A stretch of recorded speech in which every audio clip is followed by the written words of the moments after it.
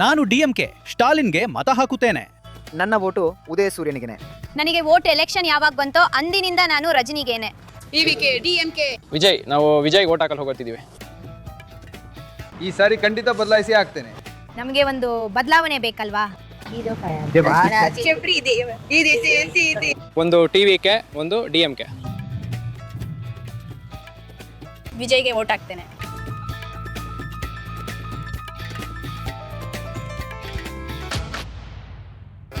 Hello ಮತ್ತು count down ತಮಿಳುನಾಡಿಗೆ ಸ್ವಾಗತ.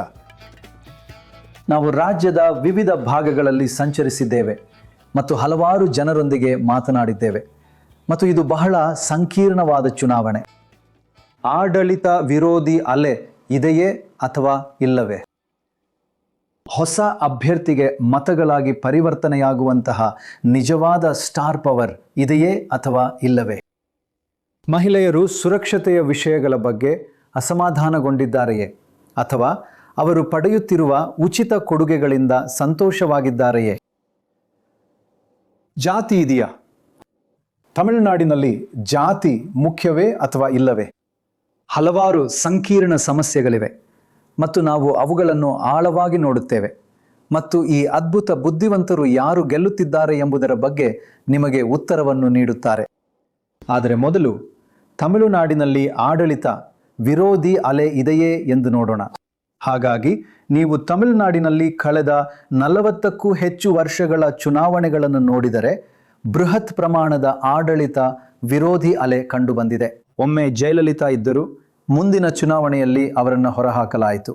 ಕರುಣಾನಿಧಿ ಅಧಿಕಾರಕ್ಕೆ ಬಂದರು, ನಂತರ ಅವರನ್ನು ಹೊರಹಾಕಲಾಯಿತು. ನಂತರ ಜಯಲಲಿತಾ ಮತ್ತೆ ಬಂದರು. ಇದು ಹೀಗೆಯೇ ಮುಂದುವರಿಯಿತು. ಒಳಗೆ ಹೊರಗೆ, ಒಳಗೆ ಹೊರಗೆ, ಒಳಗೆ ಹೊರಗೆ. ಬೃಹತ್ ಆಡಳಿತ ವಿರೋಧಿ ಅಲೆ. ಕಳೆದ ಚುನಾವಣೆಯ ಹಿಂದಿನ ಚುನಾವಣೆಯನ್ನು ಹೊರತುಪಡಿಸಿ ಅದರಲ್ಲಿ ಜಯಲಲಿತಾ ಸತತ 2 ಬಾರಿ ಗೆದ್ದರು ಮತ್ತು ಆ ದಾಖಲೆಯನ್ನ ಮುರಿದರು. ಈಗ ಸ್ಟಾಲಿನ್ ಅಧಿಕಾರದಲ್ಲಿದ್ದಾರೆ. ಅವರು ಅದನ್ನೇ ಮಾಡುತ್ತಾರೆಯೇ? ಅವರು ಮುಂದಿನ ಚುನಾವಣೆಯಲ್ಲಿ ಗೆಲ್ಲುತ್ತಾರೆಯೇ ಅಥವಾ ಆಡಳಿತ ವಿರೋಧಿ ಅಲೆ ಕೆಲಸ ಮಾಡುತ್ತದೆಯೇ? ವಾಸ್ತವವಾಗಿ ನೀವು ವಿವಿಧ ರೀತಿಯ ಆಡಳಿತ ವಿರೋಧಿ ಅಲೆಗಳನ್ನು ನೋಡಿದರೆ ನಿಜವಾಗಿಯೂ ಸರ್ಕಾರಗಳಿಗೆ ಆಡಳಿತ ವಿರೋಧಿ ಅಲೆ ಇರುತ್ತದೆ. ಸರ್ಕಾರಗಳ ಬಲವಾದ ಆಡಳಿತ ವಿರೋಧಿ ಅಲೆ. ಮತ್ತೆ ಮತ ಪಡೆದು ಆಯ್ಕೆಯಾಗಲು 27% ಅವಕಾಶವಿದೆ. ಬೇರೆ ಮಾತುಗಳಲ್ಲಿ ಹೇಳುವುದಾದರೆ ಹೊರಹಾಕಲ್ಪಡುವ 73% ಅವಕಾಶ. MLAಗಳ ವಿಚಾರದಲ್ಲಿ, ಹಾಲಿ MLAಗಳ ವಿಚಾರದಲ್ಲಿ ಅದು ಅಲ್ಪ ಪ್ರಮಾಣದ ಅಧಿಕಾರ ವಿರೋಧಿ ಅಲೆ. 41% MLAಗಳು ವಿಧಾನಸಭೆಗೆ ಮರಳಿ ಬರುತ್ತಾರೆ. ಅಂದರೆ 59%ದವರು ಮರಳಿ ಬರುವುದಿಲ್ಲ. ಅದು ಕೂಡ ಅಧಿಕಾರ ವಿರೋಧಿ ಅಲೆ. ಆದರೆ ಸರ್ಕಾರಗಳನ್ನು ಕಿತ್ತೆಸೆಯುವಷ್ಟು ಪ್ರಬಲವಾಗಿಲ್ಲ. ಇಲ್ಲಿ ಪ್ರಮುಖ ಪ್ರಶ್ನೆ ಎಂದರೆ 2 ಪಕ್ಷಗಳು DMK ಮತ್ತು AIDMK ಇದ್ದಾಗ ಅಧಿಕಾರ ವಿರೋಧಿ ಅಲೆ ಪ್ರಬಲವಾಗಿತ್ತು ಎಂಬುದು. ಈಗ ಒಂದು ಪ್ರಮುಖ 3ನೇ ಶಕ್ತಿ ಹೊರಹೊಮ್ಮುತ್ತಿದೆ ವಿಜಯ್. ಆ ಸ್ಟಾರ್, ಆ ಸೂಪರ್ ಸ್ಟಾರ್. ಅವರು ಬೃಹತ್ ರ್ಯಾಲಿಗಳನ್ನು ಮತ್ತು ಅಪಾರವಾದ ಭಾವನೆ ಮತ್ತು ಉತ್ಸಾಹವನ್ನು ಹೊಂದಿದ್ದಾರೆ. ಆದರೆ ಪ್ರಶ್ನೆ ಎಂದರೆ ಅದು ಮತಗಳಾಗಿ ಪರಿವರ್ತನೆಯಾಗುವುದೇ? ಮತ್ತು ಅದು ಹಿಂದೆ ಸಂಪೂರ್ಣವಾಗಿ AIDMKಗೆ ಹೋಗುತ್ತಿದ್ದ ಅಧಿಕಾರ ವಿರೋಧಿ ಮತಗಳನ್ನು ವಿಭಜಿಸುವುದೇ? ಹಾಗಾದರೆ ವಿಜಯ್ AIDMK ಮತಗಳನ್ನು ಸೀಳುತ್ತಾರೆಯೇ? ನಾವು ಹಳ್ಳಿಗಳು ಮತ್ತು ಪಟ್ಟಣಗಳಲ್ಲಿನ ಅನೇಕ ಮತದಾರರನ್ನು ಕೇಳಿದೆವು ಇಂದಿನ ಮನಸ್ಥಿತಿ ಏನು ಎಂದು, ಮತ್ತು ಬದಲಾವಣೆಯ ಮನಸ್ಥಿತಿಯ ಸೂಚನೆ ಇತ್ತು. ಆದರೆ ಅದರಲ್ಲಿ ಕೆಲವು ಅಥವಾ ಹೆಚ್ಚಿನ ಪಾಲು AIDMK ಕಡೆಗೆ ಹೋಗುತ್ತಿರಲಿಲ್ಲ. ಅದು ವಿಜಯ್ ಅವರ ಕಡೆಗೆ ಹೋಗುತ್ತಿತ್ತು. ಹಾಗಾಗಿ ಅದೇ ಮುಖ್ಯವಾದ ಅಂಶ. ಬದಲಾವಣೆಯ ಮನಸ್ಥಿತಿ ಮತ್ತು ಆಡಳಿತ ವಿರೋಧಿ ಅಲೆ ಇದ್ದರೂ ಸಹ ಆ ಆಡಳಿತ ವಿರೋಧಿ ಅಲೆಯು ಸರಿಯಾಗಿ ಮಧ್ಯದಲ್ಲಿ ಇಬ್ಬಾಗವಾಗಬಹುದು. ಅದು DMKಗೆ ಸಹಾಯ ಮಾಡಬಲ್ಲ ಒಂದು ಪ್ರಮುಖ ಅಂಶವಾಗಿದೆ. ನಾವು ತಿರುಪರೂರು ಎಂಬ ಒಂದು ಬೆಲ್ವೆದರ್ ಕ್ಷೇತ್ರಕ್ಕೆ ಹೋದೆವು. ಬೆಲ್ವೆದರ್ ಎಂದರೆ ತಿರುಪರೂರಿನಲ್ಲಿ ಯಾರು ಸೀಟು ಗೆದ್ದರೋ ಅವರು ರಾಜ್ಯ ವಿಧಾನಸಭಾ ಚುನಾವಣೆಯನ್ನು ಒಟ್ಟಾರೆ ರಾಜ್ಯ ಮಟ್ಟದಲ್ಲಿ ಗೆದ್ದರು. ಕಳೆದ 11 ಚುನಾವಣೆಗಳಲ್ಲಿ 9 ಬಾರಿ ಒಬ್ಬರೇ ವಿಜೇತರು. ಅದಕ್ಕಾಗಿಯೇ ಅದನ್ನು ಬೆಲ್ ವೆದರ್ ಎಂದು ಕರೆಯುತ್ತಾರೆ. ಕೇಳಿ ಅವರೇನು ಹೇಳಿದರು ಅಂತ. ನನಗೆ ವಿಜಯ್ ಇಷ್ಟ. NGR ಅದಾದ್ಮೇಲೆನೆ ಜಯಲಲಿತಾ. ನಾವು ಅವರಿಗೆಲ್ಲ MGR ಅನ್ನು ಇಟ್ಕೊಂಡು ಓಟ್ ಹಾಕ್ತೀವಿ ಅಷ್ಟೇ, ಚಿಹ್ನೆ ಇರೋದ್ರಿಂದ. ADMK. ADMK. ವಿಜಯ್ಗೆ ಓಟ್ ಹಾಕ್ತೀಯಾ? ಸ್ಟಾಲಿನ್ಗೆ ಓಟ್ ಹಾಕ್ತೀಯಾ? ವಿಜಯ್ಗೆನೆ ಹಾಕೋದು. ವಿಜಯ್ಗೆನೆ ಫುಲ್ ಆಗಿ. ವಿಜಯ್ ನೋಡು, ವಿಜಯ್ನ ಫುಲ್ ಫ್ಯಾಮಿಲಿ ವಿಜಯ್ನೇ ರೀ. DMK ಬಂದು ಡ್ಯಾಡಿ ಮಮ್ಮಿ ಅವರೆಲ್ಲ ಯಂಗ್ ಬಾಯ್ಸ್ ಎಲ್ಲರೂ DMK ಎಲ್ಲ ಅಲ್ಲ. ವಿಜಯ್ ಅಲ್ಲಿ ತಮಿಳ್ನಾಡು TVK ಎರಡರಲ್ಲೂ DMK ADMK ಎಲ್ಲೋಲು. BMK ADMKಗೆ ಹಾಕಿ ನಮ್ಗೆ ಯಾವ ಪ್ರಯೋಜನನೂ ಇಲ್ಲ. ನಾವು ಕಷ್ಟಪಡೋದಷ್ಟೇ ಇದೆ. ಆಟೋ ಓಡಿಸ್ತೇವೆ, ನಮಗೆ ಗ್ಯಾಸ್ ರೇಟ್ ಹೆಚ್ಚಾಗಿದೆ, ಫ್ರೀ ಬಸ್ ಬಿಟ್ಟಿದ್ದಾರೆ, ನಮ್ಮಿಂದ ಏನನ್ನು ಸಮಾರಿಸಲು ಆಗುತ್ತಿಲ್ಲ. ಅದಕ್ಕಾಗಿ ಹೊಸ ಆಡಳಿತ ತರಬೇಕು ಅಂತ ನಾವು ಓಟ್ ಹಾಕ್ತಿದ್ವಿ. ಹೊಸ ಆಡಳಿತ ಎಲೆಕ್ಷನ್ನಲ್ಲಿ ಬಂದು ನಮ್ಮನ್ನೆಲ್ಲ ಬಂದು ಸ್ವಲ್ಪ ನೋಡ್ಕೋಬೇಕು. ಈ ಆಡಳಿತ ಸರಿ ಇಲ್ಲದಿದ್ರೆ ಮುಂದಿನ ಆಡಳಿತದಲ್ಲಿ ನಾವು ಹಾಲನ್ನು ಬದಲಾಯಿಸಿಕೊಳ್ತೇವೆ. 5 ವರ್ಷ DMK ತಮಿಳ್ನಾಡನ್ನ ಹಾರು ಮಾಡಿಟ್ಟಿದ್ದಾನೆ. ಒಬ್ರು ಹೆಂಗಸು ಕೂಡ ನೆಮ್ಮದಿಯಾಗನ ಬದುಕಲ್ಸಂದ್ರೆ ಒಬ್ಬ ಮಾತಾಗ ಬೇರೆ ಆಡಳಿತ ಯಾವ್ದು ಬಂದ್ರೂ ಪರವಾಗಿಲ್ಲ ಅಣ್ಣ. DMK ವಿಜಯಕಾಂತ್ ಎರಡರಲ್ಲಿ ಯಾವ್ದು ಬಂದ್ರೂ ಪರವಾಗಿಲ್ಲ. ಆಡಳಿತವನ್ನ ದುಡ್ಡು ಕೊಂಡ್ಕೊಡ್ಬೋದು. ಯಾರು ಎಷ್ಟು ಅಮೌಂಟ್ ಕೊಡ್ತಾರ ಆ ಕಡೆ ತಗೋರ, ಆ ಕಡೆ ತಗೊಂಡ್ಬಿಡ್ತಾರಲ್ಲ. ಒದ್ದಾಟನೆ ನೋಡಿ ಪೈಸಿ ಬಂದು ಎಲೆಕ್ಷನ್ ಅವ್ರು ಇದು ಮಾಡಿದ್ದಾರಲ್ಲ, ಹೊಸದಾಗಿ ಬಂದು ಜನರಿಗೆ ಒಳ್ಳೇದು ಮಾಡ್ತೀನಿ ಅಂತ ಹೇಳಿ ಅವನು ಇದು ಮಾಡ್ತಿದ್ದಾನೆ. ಹಾಗಾಗಿ ಇದು ಸ್ಪಷ್ಟವಾಗಿ ಆಡಳಿತ ವಿರೋಧಿ ಅಲೆಯಾಗಿದೆ. ಇದು ವಾಸ್ತವವಾಗಿ ಹೆಚ್ಚಿನ ಚುನಾವಣೆಗಳಲ್ಲಿ ಸಾಮಾನ್ಯ. ಆದರೆ ಅಂತಿಮ ಫಲಿತಾಂಶದಲ್ಲಿ ಇದು ಹೇಗೆ ಪರಿಣಾಮ ಬೀರುತ್ತದೆ, ನಿಮಗೆ ಏನನಿಸುತ್ತದೆ? ಬಹಳ ಸ್ಪಷ್ಟವಾಗಿ ಈ ನಿರ್ದಿಷ್ಟ ಚುನಾವಣೆಯಲ್ಲಿ ವಿಜಯ್ ಎಕ್ಸ್ ಫ್ಯಾಕ್ಟರ್. ಅವರು ಯಾರ ಮತಗಳನ್ನು ಕಬಳಿಸಲಿದ್ದಾರೆ ಎಂಬುದು ದೊಡ್ಡ ಪ್ರಶ್ನೆ. ಅದು ADMK ಮೈತ್ರಿಕೂಟವೋ ಅಥವಾ DMK ಮೈತ್ರಿಕೂಟವೋ, ಅದೇ ದೊಡ್ಡ ವಿಷಯ. ಮತ್ತು ನಾವು ನೆಲಮಟ್ಟದಲ್ಲಿ ನೋಡುತ್ತಿರುವ ಈ ಬೃಹತ್ ಅಭಿಮಾನಿಗಳ ಬಳಗ, ಅದು ಆ ನಿರ್ದಿಷ್ಟ ದಿನದಂದು ಮತಗಳಾಗಿ ಪರಿವರ್ತನೆಯಾಗಲು ಸಮರ್ಥವಾಗಿದೆಯೇ ಎಂಬುದು ಈ ಚುನಾವಣೆ ಯಾವ ಕಡೆಗೆ ಸಾಗುತ್ತದೆ ಎಂಬುದನ್ನು ನಿರ್ಧರಿಸುವ ದೊಡ್ಡ ಪ್ರಶ್ನೆಯಾಗಲಿದೆ. ಸರಿ ದೋರಬ್, ನಿಮ್ಮ ಎಲ್ಲ ಅಧ್ಯಯನಗಳಲ್ಲಿ ಚುನಾವಣೆಗಳಲ್ಲಿ ಆಡಳಿತ ವಿರೋಧಿ ಅಲೆಯು ಒಂದು ಸಾಮಾನ್ಯ ಅಂಶವಾಗಿದೆ. ಬಹುಶಃ ಇಲ್ಲಿ ಇದು ಸಾಮಾನ್ಯಕ್ಕಿಂತ ಸ್ವಲ್ಪ ಹೆಚ್ಚಾಗಿರಬಹುದು, ಆದರೆ ಇದು ಭಾರತದಾದ್ಯಂತ ಇದೆ. ನಿಮಗೆ ಗೊತ್ತೇ, ಒಂದು ಪಕ್ಷವು ಲೋಕಸಭೆ 19, ಅಸೆಂಬ್ಲಿ 21, ಲೋಕಸಭೆ 24 ಸೋತಿದ್ದು ಇದೇ ಮೊದಲ ಬಾರಿಯಾಗಿದೆ. ಮತ್ತು OPA EPS ತನ್ನ ಉಳಿದವರಲ್ಲಿ ಹಲವರನ್ನು ಕಳೆದುಕೊಂಡಿದ್ದಾರೆ. ಹಾಗಾಗಿ ಯಾರಿಗೂ ಗೊತ್ತಿಲ್ಲ. ನಿಮಗೆ ತಿಳಿದಿರುವಂತೆ ನಾನು ಫೀಲ್ಡ್ನಲ್ಲಿ ಇರಲಿಲ್ಲ, ನಾನು ನಂತರ ಬಂದೆ. ಆದರೆ ನನಗೆ ಆಡಳಿತ ವಿರೋಧಿ ಅಲೆಯ ವ್ಯಾಪ್ತಿ ಗೊತ್ತಿಲ್ಲ. ಮತ್ತು ವಿಜಯ್ ಅವರ ವಿಷಯದಲ್ಲೂ ಅಷ್ಟೇ. ನೀವು ಮೊನ್ನೆ ಬೇರೆಯವರೊಂದಿಗೆ ಮಾತನಾಡುತ್ತಿದ್ದಾಗ ಅವರು ಹೇಳಿದರು, ನೀವು ಜನರನ್ನು ಬೂತ್ಗಳ ಒಳಗೆ ಕರೆತರಬೇಕು. ಎಷ್ಟು ಜನರು ನೋಂದಾಯಿಸಿಕೊಂಡಿದ್ದಾರೆ, ಅವರ ಬೂತ್ಗಳು ಎಲ್ಲಿವೆ ಎಂದು ಅವರಿಗೆ ತಿಳಿದಿದೆಯೇ? ಆದ್ದರಿಂದ ನಿಮಗೆ ಒಂದು ಬೃಹತ್ ಮೂಲ ಸೌಕರ್ಯ ಬೇಕಾಗುತ್ತದೆ. ಸರಿ, ಜನರನ್ನು ಬೂತ್ಗಳಿಗೆ ಕರೆತರಲು, ಅವರು ಎಲ್ಲಿದ್ದಾರೆ ಎಂಬುದನ್ನು ಗುರುತಿಸಲು. ಏಕೆಂದರೆ ನಮ್ಮಲ್ಲಿ ಹೆಚ್ಚಿನವರು ಅಲ್ಲೇ ಕೇಡರ್ ಆಧಾರಿತ ಪಕ್ಷಗಳು ಲಾಭ ಪಡೆಯುವುದು. ಹೌದು, ಅದು ಸರಿ. ಈಗಷ್ಟೇ ನೋಂದಾಯಿಸಿಕೊಂಡಿರುವ ಯುವಕರಿಗೆ ಬೂತ್ ಎಲ್ಲಿದೆ ಅಥವಾ ಅವರು ನೋಂದಾಯಿಸಿಕೊಂಡಿದ್ದಾರೆಯೇ ಎಂಬುದು ಕೂಡ ತಿಳಿದಿರುವುದಿಲ್ಲ. ಸರಿ ಶಿಖಾ, ನಿಮಗೆ ಏನೆನಿಸ್ತು? ನೀವು 106 ಜನರೊಂದಿಗೆ ಮಾತನಾಡಿದ್ದೀರಿ. ಈ ಚುನಾವಣೆಯ ಒಟ್ಟಾರೆ ಮನಸ್ಥಿತಿ ನಿಮಗೆ ಹೇಗನಿಸುತ್ತಿದೆ? ಹಾಗಾಗಿ ಹೌದು, ಬದಲಾವಣೆಗಾಗಿ ಮನಸ್ಥಿತಿ ಇದೆ ಎಂದು ನಾನು ಭಾವಿಸುತ್ತೇನೆ. ಆಡಳಿತ ವಿರೋಧಿ ಅಲೆ ಇದೆ ಮತ್ತು ಅವರು ಬದಲಾವಣೆಯ ಬಗ್ಗೆ ಮಾತನಾಡಿದಾಗಲೆಲ್ಲ ಅವರು ನಿಜವಾಗಿಯೂ AIIDU AIADMK ಬಗ್ಗೆ ಮಾತನಾಡೋದಿಲ್ಲ. ಬದಲಿಗೆ ಅವರು ವಿಜಯ್ ಬಗ್ಗೆ ಮಾತನಾಡ್ತಾರೆ. ಈಗ DMK ನಾಯಕರು AIADMKಗಿಂತ ಹೆಚ್ಚಾಗಿ DMK ನಾಯಕರು ಒಂದು ವಿಷಯವನ್ನ ಒತ್ತಿ ಹೇಳಲಗೂ ಬಹಳ ಕಷ್ಟಪಡ್ತಾ ಇದ್ದಾರೆ. ಅದೇನಂದ್ರೆ, ಇದರ ಅರ್ಥ ಅವನಿಗೆ ಮತಗಳು ಸಿಗುತ್ತವೆ ಎಂದೇನೂ ಅಲ್ಲ, ಗೊತ್ತಲ್ಲ? ಯಾಕೆಂದ್ರೆ ಇವರೆಲ್ಲ ಅಭಿಮಾನಿಗಳು ಮತ್ತು ಇದು ಮತಗಳಾಗಿ ಪರಿವರ್ತನೆಯಾಗೋದಿಲ್ಲ. ಮತ್ತು ಕೆಲವು ಯುವಕರು ಹೇಳಿದ್ದು ಗೊತ್ತಲ್ಲ, ನಾವು ಅವನಿಗೆ ಮತ ಹಾಕಲಿದ್ದೇವೆ ಮತ್ತು ನಮ್ಮ ತಂದೆ ತಾಯಿ ಮತ್ತು ನಮ್ಮ ಕುಟುಂಬದ ಹಿರಿಯರಿಗೂ ಅವನಿಗೆ ಮತ ಹಾಕಲು ಪನವೊಲಿಸಲು ಪ್ರಯತ್ನಿಸುತ್ತೇವೆ. ಮತ ಹಾಕಲು ಕೂಡ ನಾವು ಕೂಡ ಭೇಟಿಯಾದೆವು ಒಂದು ಹಳ್ಳಿಯಲ್ಲಿ ಒಬ್ಬ ಯುವತಿ ಮತ್ತು ಆಕೆಯ ತಾಯಿಯನ್ನು. ಅಲ್ಲಿ ಆ ಯುವತಿ, ಆಕೆ ಒಬ್ಬ IT ವೃತ್ತಿಪರೆ ಮತ್ತು ಆಕೆ ಹೇಳ್ತಾಳೆ, ನಾನು ವಿಜಯ್ಗೆ ಮತ ಹಾಕ್ತೇನೆ, ನನಗೆ ಬದಲಾವಣೆ ಬೇಕು. ಮತ್ತು ತಕ್ಷಣವೇ ತಾಯಿ ಗಮನ ಸೆಳೆದ್ರು. ಅದೇನಂದ್ರೆ, ನೀನು IT ವೃತ್ತಿಪರಳಾಗಿದ್ದು DMK ನಿನಗೆ ನೀಡಿದ ಸ್ಕಾಲರ್ಶಿಪ್ನಿಂದ. ಸರಿ, ಆದ್ರಿಂದ ಆಕೆ ತಾವು DMKಗೆ ಮತ ಹಾಕುವುದಾಗಿ ಹೇಳಿದ್ರು. ಆ ಜನರು ಹೇಳಿದ ಆ ನುಡಿಗಟ್ಟು ನನಗೆ ಬಹಳ ಇಷ್ಟವಾಯಿತು. ಅಮ್ಮಂದಿರು ಮತ್ತು ಅಪ್ಪಂದಿರು DMKಗೆ ಮತ ಹಾಕುತ್ತಾರೆ, ಆದರೆ ನಾವು ವಿಜಯ್ಗೆ ಮತ ಹಾಕುತ್ತೇವೆ. ಆದರೆ ಪ್ರಮುಖ ಅಂಶವೆಂದರೆ ಈ ಆಡಳಿತ ವಿರೋಧಿ ಅಲೆಯು ಎಷ್ಟು ವಿಭಜನೆಯಾಗುತ್ತದೆ ಎಂಬುದು. ಇದು ವಿರೋಧ ಪಕ್ಷದ ಏಕತೆಯ ಸೂಚ್ಯಂಕ. ಒಂದು ವೇಳೆ ವಿಜಯ್ ಆಡಳಿತ ವಿರೋಧಿ ಅಲೆಯ ಅರ್ಧ ಭಾಗವನ್ನು ಪಡೆದರೆ ಮತ್ತು AIADMK ಉಳಿದ ಅರ್ಧ ಭಾಗವನ್ನು ಪಡೆದರೆ ಅದು DMKಗೆ ಅಪಾರವಾಗಿ ಸಹಾಯ ಮಾಡುತ್ತದೆ. ಒಂದು ಹೆಚ್ಚಾಗಿ ಇನ್ನೊಂದು ಕಡಿಮೆಯಾದರೆ ಅದು DMK ವಿರುದ್ಧ ಹೋಗುತ್ತದೆ. ಹಾಗಾಗಿ ಇದೊಂದು ನಿಜವಾಗಿಯೂ ಕುತೂಹಲಕಾರಿ ಚುನಾವಣೆ. ವಿಜಯ್ ಅದನ್ನು ಹೇಗೆ ವಿಭಜಿಸಲಿದ್ದಾರೆ ಎನ್ನುವುದು. ನಿಮ್ಮ ವಿಜಯ್ ಅವರನ್ನು ನೀವು 100% ನಂಬೋದು.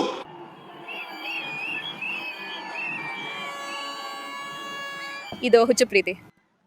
ಆದ್ರೆ ಈಗ ಅದು ಒಂದು ಫ್ಯಾಂಡಮ್ ಆಗಿ ಮಾರ್ಪಟ್ಟಿದೆ, ಫ್ಯಾಂಡಮ್ ವೋಟ್ಗಳಾಗಿ. ವೋಟ್ಗಳು ಅವರು CM ಆಗಲಿದ್ದಾರೆ ಎಂಬುದಕ್ಕೆ. ಹಿಂದೆ ಜಯಲಲಿತಾ ಅವ್ರು ಬಂದ್ರು, ಜನರಿಗಾಗಿ ಅಂತ ಅವರಿದ್ರು. ವಿಜಯಕಾಂತ್ ಅವರು ಇದ್ರು, ಅವರು ಜನರಿಗಾಗಿ ಅಂತ ಬಂದ್ರು. ಈಗ ಅವರು ಇಲ್ಲದಿರೋದ್ರಿಂದಲೇ ವಿಜಯನ್ನ ಬಂದಿದ್ದಾರೆ ಎಂದು ನಾವು ಭಾವಿಸುತ್ತೇವೆ. ಅವರು ಮಾರ್ಬೇಕಂತ ಅನ್ಕೊಂಡಿದ್ದಾರೆ. ಅವ್ರಿಗೇನೆ ಹಾಕ್ಬೇಕು. ನಾವು ಒಂದು ಅವಕಾಶ ಕೊಟ್ರೆ ಮುಂದಿನ 5 ವರ್ಷಗಳಲ್ಲಿ ಏನಾಗಲಿದೆ ಎಂದು ನಾವು ನೋಡಬಹುದು. ಹಾಗಾಗಿ ಅದನ್ನ ಮಾಡಲಿ ನಾವು ಅವರಿಗೆ ಒಂದು ಅವಕಾಶವನ್ನ ನೀಡಬಹುದು. ಅವ್ರು ಬಂದ್ರೆ ಒಳ್ಳೇದು. ನಮ್ಮ ಮನೆಯಲ್ಲಿ 20 ವೋಟ್ ಇದೆ ಅವ್ರಿಗೇನೆ. ಆದ್ರೆ main TVK. Yes. DMK. Now on to Vijay with a fan and Vijay romba ಇಷ್ಟ. ಬಟ್ ಅವ್ರು ರಾಜಕೀಯಕ್ಕೆ ಬರೋದು ನಂಗೆ ಅರ್ಥ ಆಗ್ತಿಲ್ಲ. ನಟ ಅನ್ನುವ ಪದವಿ ಇದ್ದು ಅವ್ರು ಹಾಗೆ ಇರ್ಲಿ ಅನ್ನೋದು ನನಗೆ ಒಂದು ಥಾಟ್, ಅದು ಬೇರೆ. ಇಫ್ ಒಬ್ಬ ವ್ಯಕ್ತಿ ನಮ್ಮನ್ನ ಆಡ್ಬೇಕು ಅಂದ್ರೆ ನಮಗೋಸ್ಕರ ನಮ್ಗೆ ಸಪೋರ್ಟ್ ಮಾಡಿ ನಿಲ್ಬೇಕು. ಹಾಗಿದ್ರೆ ನಾನು ಅನ್ಕೋತೀನಿ ಸಪೋರ್ಟ್ ಮಾಡ್ಬೋದು, ಖಂಡಿತ ವಿಜಯ್ಗೆ ಸಪೋರ್ಟ್ ಮಾಡ್ಬೋದು. ಒಂದು ಬದಲಾವಣೆ ಬೇಕು ನಮ್ಗೆ. ತಲೈವರ್ ವಿಜಯ್ಗೆ TVK. ನಮ್ಮ ಅಣ್ಣಂಗೂ ನಾನು ವೋಟ್ ಹಾಕ್ತೀನಿ. ಅವ್ರು ಬರ್ತಾರೆ, CM ಆಗಿ ಬರ್ತಾರೆ. ಅವ್ರು ನಮ್ಮೆಲ್ರಿಗೂ ಒಳ್ಳೇದ್ ಮಾಡ್ತಾರೆ. ನಾನು ವೋಟ್ ಹಾಕ್ತೀನಿ. ಅದು 3 ವರ್ಷ ಆಯ್ತು, ಬರ್ಬೇಕು. ಮೊದಲ ವೋಟು ತಲೆವರ್ಗೆನೆ. ಚೆನ್ನಾಗಿ ಬೆಟರ್ ಫೀಲ್ ಮಾಡ್ತಾ ಇದೀನಿ. ವಿಜಯ್ ಇಟ್ರೆ ಒಳ್ಳೇದಿರುತ್ತೆ ಅಂತ ಫೀಲ್ ಮಾಡ್ತಾ ಇದೀನಿ. ಹೇಗೆ ಮಕ್ಕಳು ನಾವು ಹೇಗ್ ಮಾಡ್ತೀವಿ ಯೋಚನೆ ಮಾಡ್ತೀವಿ. ಅದು ನಮ್ಮ ಸ್ಟೈಲ್ ವಿಜಯ್. ನಾನು ಇವರೆಗೂ ಎಲ್ಲ ಪಕ್ಷಕ್ಕೂ ಓಟ್ ಹಾಕಿದ್ದೀನಿ. ಈ ಸಾರಿ ಖಂಡಿತ ಒಂದು ಬದಲಾವಣೆಗಾಗಿನೇ ಓಟ್ ಹಾಕ್ತೀನಿ ಖಂಡಿತ. ಇವ್ರು ಮಾಡ್ತಾರೆ, ನಾವು ನಂಬ್ತೀವಿ. ನಮ್ಮ ಮನಸ್ಸು ಹೇಳುತ್ತೆ ನಂಬಬಹುದು ಅಂತ, ಅದೇ ಟ್ರಸ್ಟ್, ಬೇರೆ ದಾರಿ ಇಲ್ಲ. ತರಪತಿ ಬರ್ಬೇಕು, ಅದು ನಮ್ಮ ಆಸೆ. ಆದ್ರೆ ಏನ್ ಮಾಡ್ತಾರೆ ಅಂತಾರೆ ಅನ್ನೋದು ಮುಖ್ಯ. ಅವರನ್ನೇ ಜನಗಳಿಗೆ ತುಂಬಾ ಇಷ್ಟ ವಿಜಯ್. ಹೌದು, ಯುವಕರಿಗೆ ತುಂಬಾ ಇಷ್ಟ, ಎಲ್ಲರಿಗೂ. ಅವ್ರು ಒಳ್ಳೇದ್ ಮಾಡ್ತಾರಂತ ನಾನು ಖಚಿತವಾಗಿ ನಂಬ್ತೀನಪ್ಪ. ಅದಕ್ಕೆ ಬಂದಿದ್ದೀನಿ. ಅವ್ರು ಓಟ್ ಬರ್ತಾರಪ್ಪ, ಮುಖ್ಯಮಂತ್ರಿ ಆಗ್ತಾರೆ. ನಾನು ಹೇಳ್ತಿರೋದು ಇಷ್ಟೇ, DMK ಎಲ್ಲ ಸಮಯದಲ್ಲೂ ಇದೆ. AIADMK ಅವರು ಕೂಡ ಇದ್ದಾರೆ. ಆದ್ರೆ ಅವರಿಗೆ ಒಬ್ಬ ನಾಯಕ ಇಲ್ಲ. ವಿಜಯ್ ಅವರ ಪಕ್ಷ ಹೊಸದು, ಅವರು ಒಬ್ಬ ನಾಯಕ, ಆದ್ರೆ ಅವರಿಗೆ ಬೆಂಬಲ ಇಲ್ಲ. ಹಾಗಾಗಿ ನಾನು ಹೇಳೋದು ಈ 2 ಪಕ್ಷಗಳು ಯಾವಾಗಲೂ ಇವೆ. ಅವರ ಹತ್ರ ಮೂಲ ಸೌಕರ್ಯ ಇದೆ. ಆದರೆ ವಿಜಯ್ ಅವರ ಪಕ್ಷ ಅವರಿಗೆ ಒಬ್ಬ ನಾಯಕ ಇದ್ದಾರೆ, ಆದರೆ ಅವರ ಹತ್ರ ಮೂಲ ಸೌಕರ್ಯ ಇಲ್ಲ. ಹಾಗಾಗಿ ಕೊನೆಗೆ ಅದು ಜನರಿಗೆ ಬಿಟ್ಟಿದ್ದು. ನಿಮಗೆ ಗೊತ್ತಾ, ಪ್ರತಿ 2-3 ದಶಕಗಳಿಗೊಮ್ಮೆ ತಮಿಳುನಾಡಿನ ದಿಗಂತದಲ್ಲಿ ಒಬ್ಬ ಸ್ಟಾರ್ ಬರ್ತಾರೆ. ಈ ಬಾರಿ ಅದು ವಿಜಯ್. ಈಗ ಚುನಾವಣಾ ದಿಗಂತದ ಮೇಲೆ, ನಿಮ್ಮ ಮೇಲೆ ಮತ್ತು MDMK ಮೇಲೆ ಅವರ ಪ್ರಭಾವ ಏನಾಗಲಿದೆ ಎಂದು ನೀವು ಭಾವಿಸುತ್ತೀರಿ? ನೋಡಿ, ನೀವು ಶ್ರೀ ವಿಜಯ್ ಅವರನ್ನ ಶ್ರೀ NGR ಅವರಿಗೆ ಹೋಲಿಸಲಾಗೋದಿಲ್ಲ. ವಿಜಯ್ ಅವ್ರನ್ನ ಶ್ರೀ NGR ಅವರಿಗೆ. ಇಲ್ಲ, NGR ಬೇರೆಯೇ ಕ್ಲಾಸ್. ಹೌದು, ಅವರು ರಾಜಕೀಯ ಹಿನ್ನೆಲೆಯಿಂದ ಬಂದವರು. ಶ್ರೀ ವಿಜಯಕಾಂತ್ ಹೌದು, ಮತ್ತು ಶ್ರೀ ಕಮಲ್ ಹಾಸನ್. ಬೃಹತ್ ರ್ಯಾಲಿಗಳು, ಅವರ ಬೃಹತ್ ರ್ಯಾಲಿಗಳನ್ನು ಅವರು ನೋಡಿದ್ದಾರೆ. ನನಗೆ ಗೊತ್ತು, ಆದ್ರೆ ಅವರು ದೊಡ್ಡ ಸ್ಟಾರ್. ವಿಜಯ್ ಒಬ್ಬ ದೊಡ್ಡ ಸ್ಟಾರ್, ಮತ್ತು ಜನರು ಖಂಡಿತವಾಗಿಯೂ ಅವರನ್ನ ಹೋಗಿ ನೋಡಲು ಬಯಸ್ತಾರೆ ಎಂಬ ಸತ್ಯವನ್ನ ನಾನು ನಿರಾಕರಿಸಲಾರೆ. ಒಂದು ವೇಳೆ BTS ಭಾರತಕ್ಕೆ ಬಂದ್ರೆ ಜನಸಂದಣಿಯು ನಿಜವಾಗಿಯೂ ನಮಗೆ ಗೊತ್ತಲ್ಲ, ನಿಭಾಯಿಸಲಾಗದಷ್ಟು ಇರುತ್ತದೆ ಅಂತ ನಮಗೆ ಖಾತ್ರಿ ಇದೆ. ಆದ್ರೆ ಅದು ವೋಟುಗಳಾಗಿ ಪರಿವರ್ತನೆ ಆಗುತ್ತದೆ ಅಂತ ಇದರ ಅರ್ಥವೇ? ನನಗೆ ಖಚಿತವಿಲ್ಲ, ನನಗೆ ಹಾಗನ್ಸೋದಿಲ್ಲ. ಮತ್ತು ಹಾಗೇನಾದರೂ ಆದರೆ ಅದು ನಿಮಗೆ ಹೆಚ್ಚು ನೋವು ಕೊಡುತ್ತದೆಯೇ ಅಥವಾ ADMKಗೆ ಹೆಚ್ಚು ನೋವು ಕೊಡುತ್ತದೆಯೇ ಎಂದು ನೀವು ಭಾವಿಸುತ್ತೀರಾ? ನೋಡಿ, ನಾವು ಚುನಾವಣೆಗಾಗಿ ಕಾಯಬೇಕು ಮತ್ತು ಮತಗಳನ್ನ ಎಣಿಸಬೇಕು, ಮತ್ತು ಆಗ ಮಾತ್ರ ನಾವು ಅದನ್ನ ಹೇಳಲು ಸಾಧ್ಯವಾಗತ್ತೆ ನಾನು ಭಾವಿಸ್ತೇನೆ. ಆದ್ರೆ ನಾನು ನಿಜವಾಗಿಯೂ ನೋಡಿಲ್ಲ, ನಿಮ್ಗೆ ಗೊತ್ತಾ, ಅವರ ಕೇಡರ್ಗಳನ್ನ ಫೀಲ್ಡಲ್ಲಿ. ಯಾಕಂದ್ರೆ ನಾನು ತಮಿಳುನಾಡಿನಾದ್ಯಂತ ಪ್ರಯಾಣಿಸ್ತಿದ್ದೇನೆ, ಮತ್ತು ನಾನು ನಿಮ್ಗೆ ಗೊತ್ತಾ, TVK ಸದಸ್ಯರನ್ನ ರಾಜ್ಯದಲ್ಲಿ ಎಲ್ಲಿಯೂ ನಿಮ್ಗೆ ಗೊತ್ತಾ ಫೀಲ್ಡ್ನಲ್ಲಿ ನೆಲಮಟ್ಟದಲ್ಲಿ ಕೆಲಸ ಮಾಡೋದನ್ನ, ಅಥವಾ ನಿಮ್ಗೆ ಗೊತ್ತಾ ಜನರನ್ನ ಭೇಟಿ ಆಗೋದನ್ನ, ಅಥವಾ ಆ ವಿಷಯಕ್ಕೆ ಸಂಬಂಧಿಸಿದಂತೆ ಯಾವುದನ್ನು ನೋಡಿಲ್ಲ. ನನ್ನ ಎಲ್ಲ ಭಾಷಣಗಳಲ್ಲಿ ವಿಜಯ್ ಬಗ್ಗೆ ಯಾವುದೇ ಉಲ್ಲೇಖವಿಲ್ಲ. ಓ, ಹಾಗಾದ್ರೆ ನೀವು ಮಾಡುವುದಿಲ್ಲವಾ? ಇಲ್ಲ, ಒಂದು ಬಾರಿಯೂ ಇಲ್ಲ. ಹಾಗಾದ್ರೆ ಅವರು ತುಂಬಾ ಚೆನ್ನಾಗಿ ಮಾಡಬಹುದು ಮತ್ತು ಅಷ್ಟಕ್ಕೆ ಅದು ಮುಗಿದು ಹೋಗುತ್ತದೆ. ಇಲ್ಲ ಅದೇ ಇಡೀ ವಿಷಯ ಅಂದ್ರೆ, ಹಾಗಾಗಿ DMK ಕೇವಲ ಪೂರ್ತಿಯಾಗಿ DMK ಆಗಿದೆ. ಸರಿ, ವಿಜಯ್ ಒಬ್ಬ ರಾಜಕೀಯ ಅನನುಭವಿ. ಆದರೆ ಅವರಿಗೆ ಬಹಳಷ್ಟು ಬೆಂಬಲವಿದೆ, ಅವರಿಗೆ ಅಭಿಮಾನಿ ಬಳಗವಿದೆ. ನಾವು ಸುತ್ತಾಡಿದರೆ ಅವರಿಗೆ ಹೌದು, ಅವರಿಗೆ ಅಭಿಮಾನಿ ಬಳಗವಿದೆ. ಮೊದಲ ಬಾರಿಯ ಮತದಾರರು ಅವರ ಕಡೆಗೆ ಒಲವು ತೋರುತ್ತಿದ್ದಾರೆ. ಮತ್ತು ಮೊದಲ ಬಾರಿಯ ಮತದಾರರು ಅಂದ್ರೆ ಅವರು ಒಂದು ದೊಡ್ಡ ಭಾಗ. ನಾನು ಅದನ್ನು ಒಂದು ಪ್ರಮುಖ ಭಾಗವೆಂದು ಕರೆಯೋದಿಲ್ಲ, ಅವರು ಒಂದು ದೊಡ್ಡ ಪಾಲ್. ಮತ್ತು ಅದು ಹೇಗಿದೆ ಅಂದ್ರೆ, ಅವರೆಲ್ಲರೂ ನಾವು ನಮ್ಮ ವಿಶ್ಲೇಷಣಾತ್ಮಕ ಕೆಲಸವನ್ನು ಕೈಗೆತ್ತಿಕೊಂಡಾಗ ಅವರು ಹೇಳಿದರು, ಮೊದಲ ಬಾರಿಯ ಮತದಾರರಲ್ಲಿ ಬಹುಶಃ ಸುಮಾರು 40-42 ಜನರು ಅವನಿಗೆ ಮತ ಹಾಕಬಹುದು ಎಂದು. ಹಾಗಾಗಿ ಆದರೆ ADMKಗೆ ಎಷ್ಟು ಸಿಗುತ್ತಿದೆ ಅಥವಾ DMKಗೆ ಎಷ್ಟು ಸಿಗುತ್ತಿದೆ ಎಂಬುದನ್ನು ನಾನು ಬಹಿರಂಗಪಡಿಸಲು ಬಯಸೋದಿಲ್ಲ. ಹೌದು, ಆ ಮಾಹಿತಿಯನ್ನ ಬಹಿರಂಗಪಡಿಸಲು. ಆದ್ರೆ ಅದೇ ಸಮಯದಲ್ಲಿ ವಿಜಯ್ ಇನ್ನೂ ಪರೀಕ್ಷೆಗೊಳಗಾಗಿಲ್ಲ. ಅವನು ರಾಜಕೀಯದಲ್ಲಿ ಅನನುಭವಿ. ಅವನು ಏನು ಮಾಡಲಿದ್ದಾನೆ ಎಂಬುದು ಜನರಿಗೆ ತಿಳಿದಿಲ್ಲ. ಅವನು ಇಂದಿನವರೆಗೂ ನೆಲದ ಮೇಲೆ ಕಾಲಿಟ್ಟಿಲ್ಲ. ಅವನು ಕೇವಲ ಹೊರಗೆ ಬಸ್ಗಳಲ್ಲಿ ಪ್ರಚಾರ ಮಾಡ್ತಿದ್ದಾನೆ, ಅದೆಲ್ಲ. ಅವರು ತಮ್ಮ ಪಕ್ಷವನ್ನ ಪ್ರಾರಂಭಿಸಿದಾಗಿನಿಂದ ಒಂದೇ ಒಂದು ಹೆಜ್ಜೆಯನ್ನು ಇಟ್ಟಿಲ್ಲ, ರಸ್ತೆಗೆ ಕಕಾಲಿಟ್ಟಿಲ್ಲ. ಅದು ಮುಖ್ಯ ಅಂತ ಕಾಣಿಸಲ್ಲ. ಜನರೆಲ್ಲ ಹೇಳ್ತಾರೆ ಅವ್ರಿಗೆ ವಿಜಯ್ ಮಾತ್ರ ಬೇಕು. ನಾನು ಅದೇ ಇಡೀ ಪಾಯಿಂಟ್. ನನಗೆ ಗೊತ್ತು, ತಮಿಳುನಾಡು ಸಿನಿಮಾದ ರಾಜಕೀಯವನ್ನು ನೋಡಲು ಒಂದು ಅಭಿಮಾನಿ ಬಳಗವೇ ಇದೆ. ಸರಿ, ಅವು ಒಂದಕ್ಕೊಂದು ಹೊಂದ್ಕೊಂಡು ಹೋಗ್ತವೆ. ಅದೇ ಸಮಯದಲ್ಲಿ ವಿಜಯ್ ಎಲ್ಲ DMK ಪರವಾದ ಮತಗಳನ್ನು ತೆಗೆದುಕೊಳ್ತಾರೆ. ಅವರು ನಮಗೆ ಸ್ಪರ್ಧಿಯೇ ಅಲ್ಲ. ಅವರ ಪಕ್ಷವು ಹೊಸದಾಗಿ ಮೊಳಕೆಯೊಡೆದ ಪಕ್ಷವಾಗಿದೆ ಮತ್ತು ಅವರಿಗೆ ಯಾವುದೇ ನಿರ್ದಿಷ್ಟ ತತ್ವಗಳಾಗಲಿ ಅಥವಾ ಸಿದ್ಧಾಂತವಾಗಲಿ ಇಲ್ಲ, ಅಥವಾ ಅವರು ತಮಿಳುನಾಡನ್ನು ಯಾವ ರೀತಿಯಲ್ಲಿ ಮುಂದೆ ಕೊಂಡೊಯ್ಯುತ್ತಾರೆ ಎಂಬ ತಮ್ಮ ದೃಷ್ಟಿಕೋನವನ್ನು ಎಂದಿಗೂ ಹೇಳಿಲ್ಲ. ಒಂದು ಅಂಶದ ಮೇಲೆ ಆಕರ್ಷಣೆ ಇರ್ತದೆ ಮತ್ತು ಜನರು ಒಬ್ಬ ನಟನ ಕಡೆಗೆ ಆಕರ್ಷಿತರಾಗುತ್ತಾರೆ. ಆದರೆ ಆ ಆಕರ್ಷಣೆ ಚುನಾವಣೆಗಳಲ್ಲಿ ಹೋರಾಡಲು ಸಾಕಾಗೋದಿಲ್ಲ. ಕೌಟುಂಬಿಕ ಅಲೆ ಅಂದ್ರೆ ಪ್ರತಿ ಮನೆಯ ತಾಯಿ ಮತ್ತು ಸ್ವಂತ ಮಗಳು ಮತ್ತು ಮಗ ಮತ್ತು ತಂದೆ ಪ್ರತಿಯೊಬ್ಬರು ಅವರು ಬದಲಾವಣೆಯನ್ನ ಬಯಸ್ತಿದ್ದಾರೆ. ವಾಸ್ತವವಾಗಿ ನಾವು ಜನರನ್ನ ಸೇರಿಸೋದಕ್ಕಾಗಿ ₹1 ಹಣವನ್ನು ಸಹ ಎಂದಿಗೂ ಖರ್ಚು ಮಾಡೋದಿಲ್ಲ. DMK ಮತ್ತು ADMK ಹಣವನ್ನು ಖರ್ಚು ಮಾಡುತ್ತಿವೆ. ಪ್ರತಿ ವ್ಯಕ್ತಿಗೆ 300 ಮತ್ತು ₹300 ಕೋಟಿ ಹಣ. ನಮ್ಮದು 1970ರ ದಶಕದ ನಂತರ ಮತ್ತು 50 ವರ್ಷಗಳ ನಂತರ ಜನರು ಬದಲಾವಣೆಯನ್ನು ಬಯಸುತ್ತಿದ್ದಾರೆ. ತಮಿಳುನಾಡಿನ ಜನರು 82% ಜನರು ಬದಲಾವಣೆಯನ್ನು ಬಯಸುತ್ತಾರೆ. ನಂತರ ಶ್ರೀ ಕರುಣಾನಿಧಿ ಮತ್ತು ಅಮ್ಮ ಜಯಲಲಿತಾ ಜನರಿಗೆ ಒಬ್ಬ ಬಲವಾದ ನಾಯಕ ಮತ್ತು ವರ್ಚಸ್ವಿ ನಾಯಕ ಬೇಕಾಗಿತ್ತು. ಅದಕ್ಕಾಗಿಯೇ ತಮಿಳುನಾಡು ಯಾವಾಗಲೂ ಸಿನಿಮಾ ವಿಜ್ಞಾನದಿಂದ ಬಂದ ನಾಯಕರನ್ನು ಆಧರಿಸಿದೆ. ವಾಸ್ತವವಾಗಿ ಜನರು ಈಗಾಗಲೇ ನಮ್ಮ ನಾಯಕರೊಂದಿಗೆ ಪ್ರೀತಿ ಮತ್ತು ವಿಶ್ವಾಸದಿಂದ ತೊಡಗಿಸಿಕೊಂಡಿದ್ದಾರೆ. ಖಂಡಿತವಾಗಿಯೂ ನಾವು ಬಹುಮತದಿಂದ ಗೆಲ್ಲಲಿದ್ದೇವೆ. ನಾವು ಸಾಮಾನ್ಯ ಮನುಷ್ಯನ ಸರ್ಕಾರವನ್ನು ರಚಿಸುತ್ತೇವೆ. ರಾಜಪ್ರಭುತ್ವ ತಮಿಳಿನಲ್ಲಿ ನಾವು ಮೊನಾರ್ಕಿ ಎನ್ನುತ್ತೇವೆ, ಅದು ಮುಗಿದಿದೆ. ತಮಿಳುನಾಡಿನಲ್ಲಿ ಇನ್ನು ಮುಂದೆ ರಾಜ ಮತ್ತು ರಾಜನನ್ನು ಮಾಡುವವನು ಇರುವುದಿಲ್ಲ. ನಾವು ತಮಿಳುನಾಡು ಮತ್ತು ಆಂಧ್ರದಲ್ಲಿ ಬಹಳಷ್ಟು ಸ್ಟಾರ್ಸ್ಗಳನ್ನು ನೋಡಿದಿವೆ. ಅವರಲ್ಲಿ ಕೆಲವರು ಯಶಸ್ವಿಯಾದರು, ಖಂಡಿತ ಅವರಲ್ಲಿ ಕೆಲವರು ಸೂಪರ್ ಮುಖ್ಯಮಂತ್ರಿಗಳಾದರು. ಆದರೆ ಇತರರು ಅನೇಕರು ವಿಫಲರಾದರು. ಚುನಾವಣೆಗಳಿಗೆ ನಿಂತ ಎಲ್ಲ ಸ್ಟಾರ್ಗಳು, ಸೂಪರ್ ಸ್ಟಾರ್ಗಳ ದೀರ್ಘ ಪಟ್ಟಿಯನ್ನು ಅವರು ಹೊಂದಿದ್ದರೂ ಸಹ ಅವರಲ್ಲಿ ಅನೇಕರು ವಿಫಲರಾದರು. ಏನು ಉಮಾ, ಕೆಲವರು ಯಶಸ್ವಿಯಾಗಲು ಕಾರಣವೇನು ಅಂದರೆ ಅವರ ಜನಪ್ರಿಯತೆ ಮತಗಳಾಗಿ ಪರಿವರ್ತನೆಯಾಗುತ್ತದೆ. ಮತ್ತು ಕೆಲವರು ವಿಫಲರಾಗಲು ಕಾರಣವೇನು? ಹಾಗಾಗಿ ನಾವು ಯಶಸ್ವಿಯಾದ ಒಬ್ಬ NT ರಾಮರಾವ್ ಅವರ ಉದಾಹರಣೆಗಳನ್ನು ನೋಡಿದ್ದೇವೆ. ಖಂಡಿತವಾಗಿಯೂ MG ರಾವ್, ನೀವು ಮಾತನಾಡುವಾಗ MG ರಾಮಚಂದ್ರನ್ ಮೊದಲ ಉದಾಹರಣೆ. ತಮಿಳುನಾಡು ಮತ್ತು ನಿಮ್ಮಲ್ಲಿ ಜಯಲಲಿತಾ ಇದ್ದಾರೆ. ಅವರು ಅಂಥ ದೊಡ್ಡ ಚಲನಚಿತ್ರ ತಾರೆಯಾದ ನಂತರ ಮತ್ತೆ ಯಶಸ್ವಿಯಾದರು. ಒಂದು ಇಲ್ಲಿಯೇ ಉಳಿಸಿಕೊಳ್ಳುವ ಸಾಮರ್ಥ್ಯ ಮತ್ತು ನಿಮಗೆ ಸಹಾಯ ಮಾಡುವ ಒಂದು ರಚನೆಯನ್ನು ಹೊಂದಿರಲು ಸಾಧ್ಯವಾಗುವುದು. ಅವರಿಬ್ಬರು ದೊಡ್ಡ ತಾರೆಯರಾಗುವ ಮೊದಲೇ ರಾಜಕೀಯ ದೀಕ್ಷೆನ ಹೊಂದಿದ್ದರು. ಅದು ಜಯಲಲಿತಾ ಆಗಿರ್ಲಿ ಅಥವಾ MG ರಾಮಚಂದ್ರನ್ ಆಗಿರ್ಲಿ. NT ರಾಮರಾವ್ ಅವರ ವಿಷಯದಲ್ಲಿ ಅವರು ಆ ಯಶಸ್ಸನ್ನು ಸಾಧಿಸಲು ಮತ್ತು ಆ ಪರಿವರ್ತನೆಯನ್ನು ಮಾಡಲು ತೆಲುಗು ಆತ್ಮಗೌರವಂ ಅಥವಾ ತೆಲುಗಿನ ಹೆಮ್ಮೆಯನ್ನು ಬಳಸಿಕೊಂಡರು. ಮತ್ತು ಆ ಸಮಯದಲ್ಲಿ ಆಂಧ್ರ ಪ್ರದೇಶದಲ್ಲಿ ಸ್ಥಿತಿಯು ಸಾಕಷ್ಟು ವಿಚಿತ್ರವಾಗಿತ್ತು. ಆತ್ಮಗೌರವಂ ಅವರು ಬಳಸಿದ ವೇದಿಕೆಯಾಗಿದೆ. ಈ ಬಾರಿ ವಿಜಯ್ ಅವರ ವಿಷಯದಲ್ಲಿ ನಾವು ಅಲ್ಲಿ ಬೂತ್ ಮಟ್ಟದ ನಿರ್ವಹಣೆ ದುರ್ಬಲವಾಗಿರಬಹುದು ಮತ್ತು ಯುವಕರು ಮಾತ್ರ ಮತ ಚಲಾಯಿಸುತ್ತಿದ್ದಾರೆ ಎಂದು ಮಾತನಾಡುತ್ತಿದ್ದರು. ಅವರಿಗೆ ಅನುಕೂಲಕರವಾಗಿರುವ ದೊಡ್ಡ ವಿಷಯವೆಂದರೆ ಅವರು ಉತ್ಸಾಹದಿಂದಿದ್ದಾರೆ ಎಂದಿದ್ದಾರೆ. ಅವರು ಈ ಬಾರಿ ಹೆಚ್ಚಿನ ಸಂಖ್ಯೆಯಲ್ಲಿ ಮತ ಚಲಾಯಿಸಲಿದ್ದಾರೆ.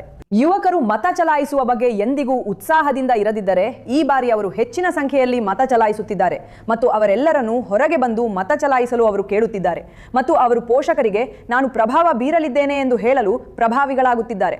ನನ್ನ ಪೋಷಕರಿಗೆ ನನಗೆ ಮತ ಹಾಕಲು. ಈಗ ಇನ್ನೊಂದು ಕ್ಷಮಿಸಿ, ಹೌದು, ಯಶಸ್ವಿಯಾದ ಎಲ್ಲ ಜನರು ಮತ್ತು ನಾನು ನಿಜವಾಗಿಯೂ NT ರಾಮರಾವ್ ಬಗ್ಗೆ ಮಾತನಾಡುತ್ತಿದ್ದೇನೆ. ಅವರು ವಿಶಿಷ್ಟ ಜಾತಿಗೆ ಸೇರಿದವರು. ಅವರ ಮಾದರಿಯಲ್ಲಿ ಒಬ್ಬರೇ. ಮನರಂಜನಾ ಉದ್ಯಮದಲ್ಲಿರುವ ಪ್ರತಿಯೊಬ್ಬ ವ್ಯಕ್ತಿ ಅಣ್ಣಾರಿಂದ ಪ್ರಾರಂಭಿಸಿ ಅಣ್ಣಾರಿಗೆ ಪೆರಿಯಾರ್ ಮಾರ್ಗದರ್ಶಕರಾಗಿದ್ದರು. ಅವರೊಂದಿಗೆ ಕೆಲಸ ಮಾಡಿದರು. ನಂತರ ಕರುಣಾನಿಧಿ ಬಂದರು. ಅವರಿಗೆ ಅಣ್ಣ ಮಾರ್ಗದರ್ಶಕರಾಗಿದ್ದರು. ನಂತರ MGR ಬಂದರು. ಅವರು ಕರುಣಾನಿಧಿಯೊಂದಿಗೆ ಕೆಲಸ ಮಾಡಿದರು. ನಂತರ ಜಯಲಲಿತಾ ಬಂದರು. ಅವರು MGR ಜೊತೆ ಕೆಲಸ ಮಾಡಿದರು. ನನ್ನ ಅನುಭವದಲ್ಲಿ NTR ಅವರನ್ನು ಹೊರತುಪಡಿಸಿ ಯಾವ ವ್ಯಕ್ತಿಯೂ ಎಲ್ಲಿಂದನೋ ಬಂದಿಲ್ಲ. ಪವನ್ ಕಲ್ಯಾಣ್ ಕೂಡ ಅವರು ಮೊದಲ ಬಾರಿ ನಿಂತಾಗ ಅವರು ಎಲ್ಲಿಗೂ ತಲುಪಲಿಲ್ಲ. ಪವನ್ ಕಲ್ಯಾಣ್, ಹೌದು. ಮತ್ತು ಈಗ ಅವರು ಚಂದ್ರಬಾಬು ನಾಯ್ಡು ಅವರ ಜೊತೆಗಿದ್ದಾರೆ. ಹಾಗಾಗಿ ಹೊರತುಪಡಿಸಿ ಬೇರೆ ಸ್ಟಾರ್ ಇಲ್ಲ. ನಿಮಗೆ ಗೊತ್ತಲ್ಲ, ಅವರು NTR ಅವರು ಚೈತನ್ಯ ರಥಂ ಭಗವಾನ್ ಕೃಷ್ಣನಾಗಿ ನಟಿಸುತ್ತಿದ್ದರು.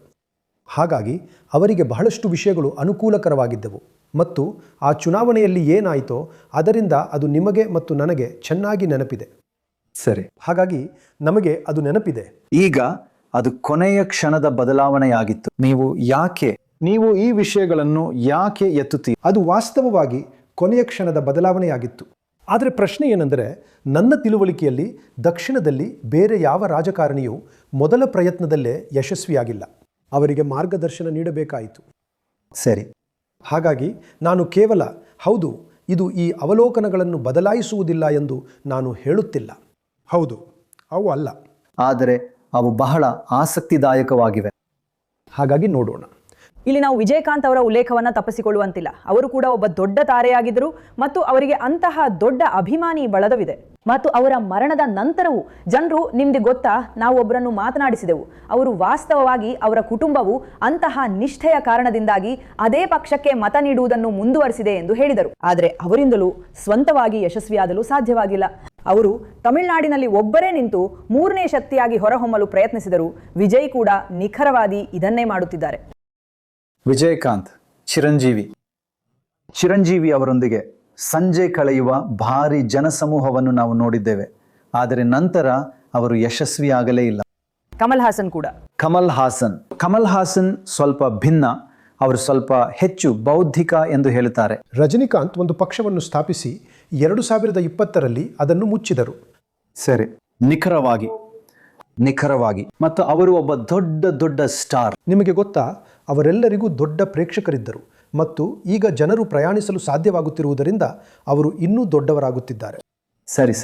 ಆದ್ರೆ ನನ್ನ ಪ್ರಕಾರ ಹಿಂದೆ ಇದ್ದ ಹಾಗಲ್ಲ. ಅದು MGR ಆಗಿರ್ಲಿ ಅಥವಾ ಇತರರಾಗಿರ್ಲಿ, ನಿಮ್ಗೆ ಗೊತ್ತಲ್ಲ, ತಮಿಳುನಾಡಿನಲ್ಲಿ ಅವರು ಜಾತಿ ವಿರೋಧಿ ನಿಮ್ಗೆ ಗೊತ್ತಲ್ಲ, ಸಾಮಾಜಿಕ ನ್ಯಾಯದ ಬಗ್ಗೆ ಮಾತನಾಡುವ ಒಂದು ಸಿದ್ಧಾಂತವನ್ನು ಪ್ರತಿಪಾದಿಸಿದರು.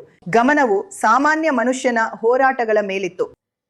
ಮಧ್ಯಮ ವರ್ಗ ಮತ್ತು ಶಿಕ್ಷಣದ ಉದಯದೊಂದಿಗೆ ಇಲ್ಲಿ ಯಾರೋ ಒಬ್ಬರು ಬರುತ್ತಾರೆ ನೋಡಿ. ಜನರ ತಮ್ಮ ಹೀರೋಗಳ ಬಗೆಗಿನ ಆಕಾಂಕ್ಷೆಗಳು ನನ್ನ ಪ್ರಕಾರ ಬದಲಾದವು. ಹಾಗಾಗಿ ವಿಜಯ್ ಅವರಂತಹ ಯಾರೋ ಒಬ್ರು ಬರುತ್ತಾರೆ. ಅವರು ತಮ್ಮನ್ನು ತಾವು ವ್ಯವಸ್ಥೆಯನ್ನ ಎದುರಿಸುವ, ಭ್ರಷ್ಟಾಚಾರವನ್ನ ಎದುರಿಸುವ ವ್ಯಕ್ತಿಯಾಗಿ ಬಿಂಬಿಸಿಕೊಂಡಿದ್ದಾರೆ. ಮತ್ತು ನನ್ನ ಪ್ರಕಾರ ರಂಗಕ್ಕೆ ಬಂದಿರುವ ಈ ವಾಸ್ತವಕ್ಕಿಂತ ಮಿಗಿಲಾದ ವ್ಯಕ್ತಿಗೆ ಜನರು ಆಕರ್ಷಿತರಾಗಿದ್ದಾರೆ. ಮತ್ತು ಆ ಅರ್ಥದಲ್ಲಿ ಅವರು ಹಿಂದೆ ರಾಜಕಾರಣಿಗಳಾದ ಅಥವಾ ರಾಜಕೀಯದಲ್ಲಿ ಯಶಸ್ವಿಯಾದ ಹೀರೋಗಳಿಗಿಂತ ಭಿನ್ನರಾಗಿದ್ದಾರೆ. ಏಕೆಂದರೆ ಅವರು ತಮ್ಮ ಸಿನಿಮಾಗಳಲ್ಲಿ ತಮ್ಮನ್ನು ಬಿಂಬಿಸಿಕೊಂಡಿರುವ ರೀತಿಯಿಂದಾಗಿ ಅವರು ಭಿನ್ನವಾಗಿದ್ದಾರೆ. ಹೌದು. ಹಾಗಾಗಿ ಸಂಕ್ಷಿಪ್ತವಾಗಿ ಹೇಳುವುದಾದರೆ, ವಿಜಯ್ ಅವರು ಈ ಚುನಾವಣೆಯಲ್ಲಿ ಖಂಡಿತವಾಗಿಯೂ ದೊಡ್ಡ ಪ್ರಭಾವವನ್ನು ಹೊಂದಿದ್ದಾರೆ. ಕೇವಲ ಜನಸಂದಣಿಯಷ್ಟೇ ಅಲ್ಲ, ಅಥವಾ ಯಾರನ್ನೇ ಕೇಳಿ, ವಿಶೇಷವಾಗಿ ಯುವಕರನ್ನು. ಮತ್ತು ನೀವು ಕೇಳುವುದೆಲ್ಲ ವಿಜಯ್, ಅದು ಒಂದು. ಎರಡನೇದಾಗಿ, ಅವರು AIADMK ವೋಟನ್ನು ಕಡಿತಗೊಳಿಸಿದರೆ DMKಗೆ ಇದುವರೆಗೆ ಆದ ಅತಿ ಉತ್ತಮ ವಿಷಯ ಅವರಾಗಬಹುದು. ಮತ್ತು ನಾವು ಚರ್ಚಿಸಬಹುದಾದ ಬೇರೆ ಅಂಶಗಳೂ ಇವೆ. ಅವರು ಸುಮಾರು ಅಷ್ಟೇ ಪ್ರಮಾಣದಲ್ಲಿ AIADMK ವೋಟನ್ನು ಕಡಿತಗೊಳಿಸಿದರೆ ಅದು DMKಗೆ ಬಹಳಷ್ಟು ಸಹಾಯ ಮಾಡುತ್ತದೆ. ಎಲ್ಲರೂ ಮಾತನಾಡುತ್ತಿರುವ ಮತ್ತೊಂದು ಪ್ರಮುಖ ವಿಷಯಕ್ಕೆ ಬಂದರೆ ಅದು ಮಹಿಳೆಯರ ಸುರಕ್ಷತೆ. ಸಾಮಾನ್ಯ ಪ್ರತಿಕ್ರಿಯೆ ಎಂದರೆ ಮಹಿಳೆಯರು ಸುರಕ್ಷಿತವಾಗಿಲ್ಲ. ನನಗೆ ನನ್ನ ತಂಗಿಯ ಬಗ್ಗೆ ಚಿಂತೆಯಾಗಿದೆ. ಮದ್ಯ, ಡ್ರಗ್ಸ್ ಇದೆ ಮತ್ತು ಅದು ಜನರು ಮಹಿಳೆಯರಿಗೆ ಕಿರುಕುಳ ನೀಡಲು ಕಾರಣವಾಗುತ್ತಿದೆ. ಇದು ರಾಜ್ಯದಾದ್ಯಂತ ಇದೆ ಮತ್ತು ಮುಖ್ಯವಾಗಿ ಮಹಿಳಾ ಮತವು ಬಹಳ ಮುಖ್ಯವಾಗಬಹುದು. ಪುರುಷರಿಗಿಂತ ಮಹಿಳಾ ಮತದಾರರು ಹೆಚ್ಚಿದ್ದಾರೆ. ಇದು 2ನೇ ಅತಿ ಹೆಚ್ಚು ಇರುವ ರಾಜ್ಯವಾಗಿದೆ. ಕೇರಳದಲ್ಲಿ ಪುರುಷರಿಗಿಂತ 2.7% ಹೆಚ್ಚು ಮಹಿಳಾ ಮತದಾರರಿದ್ದಾರೆ ಮತ್ತು ಇದರಲ್ಲಿ ತಮಿಳುನಾಡಿನಲ್ಲಿ 2.2 ಇದೆ. ಪಟ್ಟಿಯ ಕೊನೆಯಲ್ಲಿ ಮಹಾರಾಷ್ಟ್ರ ಮತ್ತು ಉತ್ತರ ಪ್ರದೇಶಗಳಿವೆ. ಮಹಿಳಾ ಮತದಾರರ ಸಂಖ್ಯೆ ಪುರುಷರಿಗಿಂತ ಬಹಳ ಕಡಿಮೆ ಇದೆ. ಮಹಾರಾಷ್ಟ್ರದಲ್ಲಿ 4% ಕಡಿಮೆ ಮಹಿಳೆಯರು ಮತ್ತು ಉತ್ತರ ಪ್ರದೇಶದಲ್ಲಿ 6.7% ಕಡಿಮೆ ಮಹಿಳೆಯರು. ಆದರೆ ಇದುವರೆಗೆ ಮಹಿಳೆಯರು ಹೇಗೆ ಮತ ಚಲಾಯಿಸಿದ್ದಾರೆ ಅದು ಚುನಾವಣೆಯ ಮೇಲೆ ಪ್ರಭಾವ ಬೀರಿದೆಯೇ? ಸರಿ, ಅಷ್ಟೇನೂ ಇಲ್ಲ. ಪುರುಷರು ಮಹಿಳೆಯರು ಎರಡೂ ಪಕ್ಷಗಳಿಗೆ ಸಮಾನವಾದ ಮತಗಳನ್ನು ಬೆಂಬಲಿಸುತ್ತಾರೆ ಮತ್ತು ನೀವು ಅಂಕಿಅಂಶಗಳನ್ನು ನೋಡಬಹುದು. ಪುರುಷರಲ್ಲಿ DMK 46%, AIADMK 41%, ಮಹಿಳೆಯರಲ್ಲಿ 47%, AIADMK 41%. ಹಾಗಾಗಿ ಆಶ್ಚರ್ಯಕರ ಸಂಗತಿ ಎಂದರೆ ಮಹಿಳೆಯರ ಸುರಕ್ಷತೆಯು ಚುನಾವಣಾ ವಿಷಯವಾಗುತ್ತಿದೆ ಎಂಬ ಈ ನೈಜ ಮಾತು ಮತ್ತು ಭಯವಿದೆ. ಮತ್ತು ಮತ್ತೊಂದೆಡೆ ನೀವು ಕೇಂದ್ರ ಸರ್ಕಾರದ ಡೇಟಾವನ್ನು ನೋಡಿದರೆ ತಮಿಳುನಾಡಿನಲ್ಲಿ ಮಹಿಳೆಯರ ಸುರಕ್ಷತೆಯು ಭಾರತದಲ್ಲಿಯೇ ಅತ್ಯುತ್ತಮವಾಗಿದೆ. ತಮಿಳುನಾಡಿನಲ್ಲಿ ಪ್ರತಿ 1,00,000 ಮಹಿಳೆಯರಿಗೆ 23.2 ಅಪರಾಧವಿದೆ ಮತ್ತು ನೀವು ದೆಹಲಿಯನ್ನು ತೆಗೆದುಕೊಂಡರೆ ಪ್ರತಿ 1,00,000 ಮಹಿಳೆಯರಿಗೆ 144 ಅಪರಾಧಗಳಿವೆ. ಹಾಗಾಗಿ ಮಹಿಳೆಯರು ವಾಸ್ತವವಾಗಿ ಭಾರತದಲ್ಲಿ ಅತ್ಯಂತ ಸುರಕ್ಷಿತರಾಗಿದ್ದಾರೆ. ಆದರೆ ಇದು ಪ್ರತಿಯೊಬ್ಬರೂ ಮಾತನಾಡುತ್ತಿರುವ ಒಂದು ಪ್ರಮುಖ ವಿಷಯವಾಗಿದೆ. ಹಾಗಾಗಿ AIADMK ವಾಸ್ತವವಾಗಿ ಸತ್ಯಾಂಶಗಳ ಮೇಲೆ ಆಧಾರಿತವಲ್ಲದ ಸಂಗತಿಯನ್ನು ಬಿಂಬಿಸುವಲ್ಲಿ ಯಶಸ್ವಿಯಾಗಿದೆ.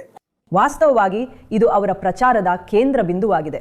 ಅವರು ಇದನ್ನ ಗುರಿಯಾಗಿಸಿಕೊಂಡು DMK ಸರ್ಕಾರದ ಅವಧಿಯಲ್ಲಿ ಮಹಿಳೆಯರ ಸುರಕ್ಷತೆಯನ್ನ ಒಂದು ಪ್ರಮುಖ ವಿಷಯವೆಂದು ಮಾತನಾಡುತ್ತಾ ಆ ಮೂಲಕ ಮನವಿ ಮಾಡುತ್ತಿದ್ದಾರೆ. ಸತ್ಯಾಂಶಗಳು ಬೇರೆಯಾಗಿರಬಹುದು, ಆದರೆ ಅವರು ಈ ನಿರೂಪಣೆಯನ್ನು ರಚಿಸುವಲ್ಲಿ ಯಶಸ್ವಿಯಾಗಿದ್ದಾರೆ. ಮತ್ತು ನೀವು ಹಳ್ಳಿಗಳಿಗೆ ಹೋದಾಗ ಮಹಿಳೆಯರು ಇದರ ಬಗ್ಗೆ ಮಾತಾಡ್ತಾರೆ. ನಾವು ಅರ್ಥ ಮಾಡ್ಕೊಳ್ಬೇಕು, ತಮಿಳುನಾಡು ಅತಿ ಹೆಚ್ಚು ಸಂಖ್ಯೆಯ ಮಹಿಳೆಯರು ಕೆಲಸಕ್ಕೆ ಹೊರಗೆ ಹೋಗುವ ರಾಜ್ಯವಾಗಿದೆ. ಅದು ಕಾರ್ಖಾನೆಗಳಲ್ಲಿರಲಿ ಅಥವಾ ನಿಮಗೆ ಗೊತ್ತಲ್ಲ ಕೈಗಾರಿಕೆಗಳು ಮತ್ತು ಆ ಎಲ್ಲದರಲ್ಲೂ. ಮತ್ತು ಆದ್ದರಿಂದ ಅವರು ಸಂಚಾರಿಗಳಾಗಿರುವುದರಿಂದ ಸುರಕ್ಷತೆಯ ಬಗ್ಗೆ ಮಾತನಾಡುವುದು ಒಂದು ದೊಡ್ಡ ವಿಷಯವಾಗಿದೆ. ವಾಸ್ತವವಾಗಿ ಅವರಲ್ಲಿ ಕೆಲವರು ಬಸ್ಸುಗಳು ಲಭ್ಯವಿರುವ ಬಗ್ಗೆ, ಉಚಿತ ಬಸ್ ಸೇವೆಯ ಬಗ್ಗೆ ಮಾತನಾಡುತ್ತಾರೆ. ಅವ್ರು ಹೇಳ್ತಾರೆ ಅದು ಅವರು ಪ್ರಾರಂಭಿಸಲು ಬಯಸಿದ್ದ ಒಂದು ಒಳ್ಳೆಯ ವಿಷಯ, ಆದರೆ ಅದರ ಬದಲು ಅವರು ನಮ್ಮನ್ನು ಯಾಕೆ ಸುರಕ್ಷಿತವಾಗಿರಿಸಬಾರದು? ನಮಗೆ ಉಚಿತವಾಗಿರುವ ಬಸ್ಸುಗಳ ಸಂಖ್ಯೆ ಬಹಳ ಸೀಮಿತವಾಗಿದೆ. DMKಯಲ್ಲಿ ಅತ್ಯಾಚಾರ, ಕೊಲೆ ಎಲ್ಲವೂ ನಡೆದಿದೆ. ಅವರು ಯಾವುದಲ್ಲೂ ತಲೆ ಕೆಡಿಸ್ಕೊಳ್ಳಲಿಲ್ಲ. ಚಿಕ್ಕ ಮಕ್ಕಳನ್ನೆಲ್ಲ ಹಾಳು ಮಾಡ್ತಿದ್ದಾರೆ. ಅದರ ಬಗ್ಗೆ ಅವರು ಏನು ಮಾತಾಡಲಿಲ್ಲ. ಅದಕ್ಕಾಗಿ ನಾವು DMKನೇ ದ್ವೇಷಿಸ್ತೇವೆ.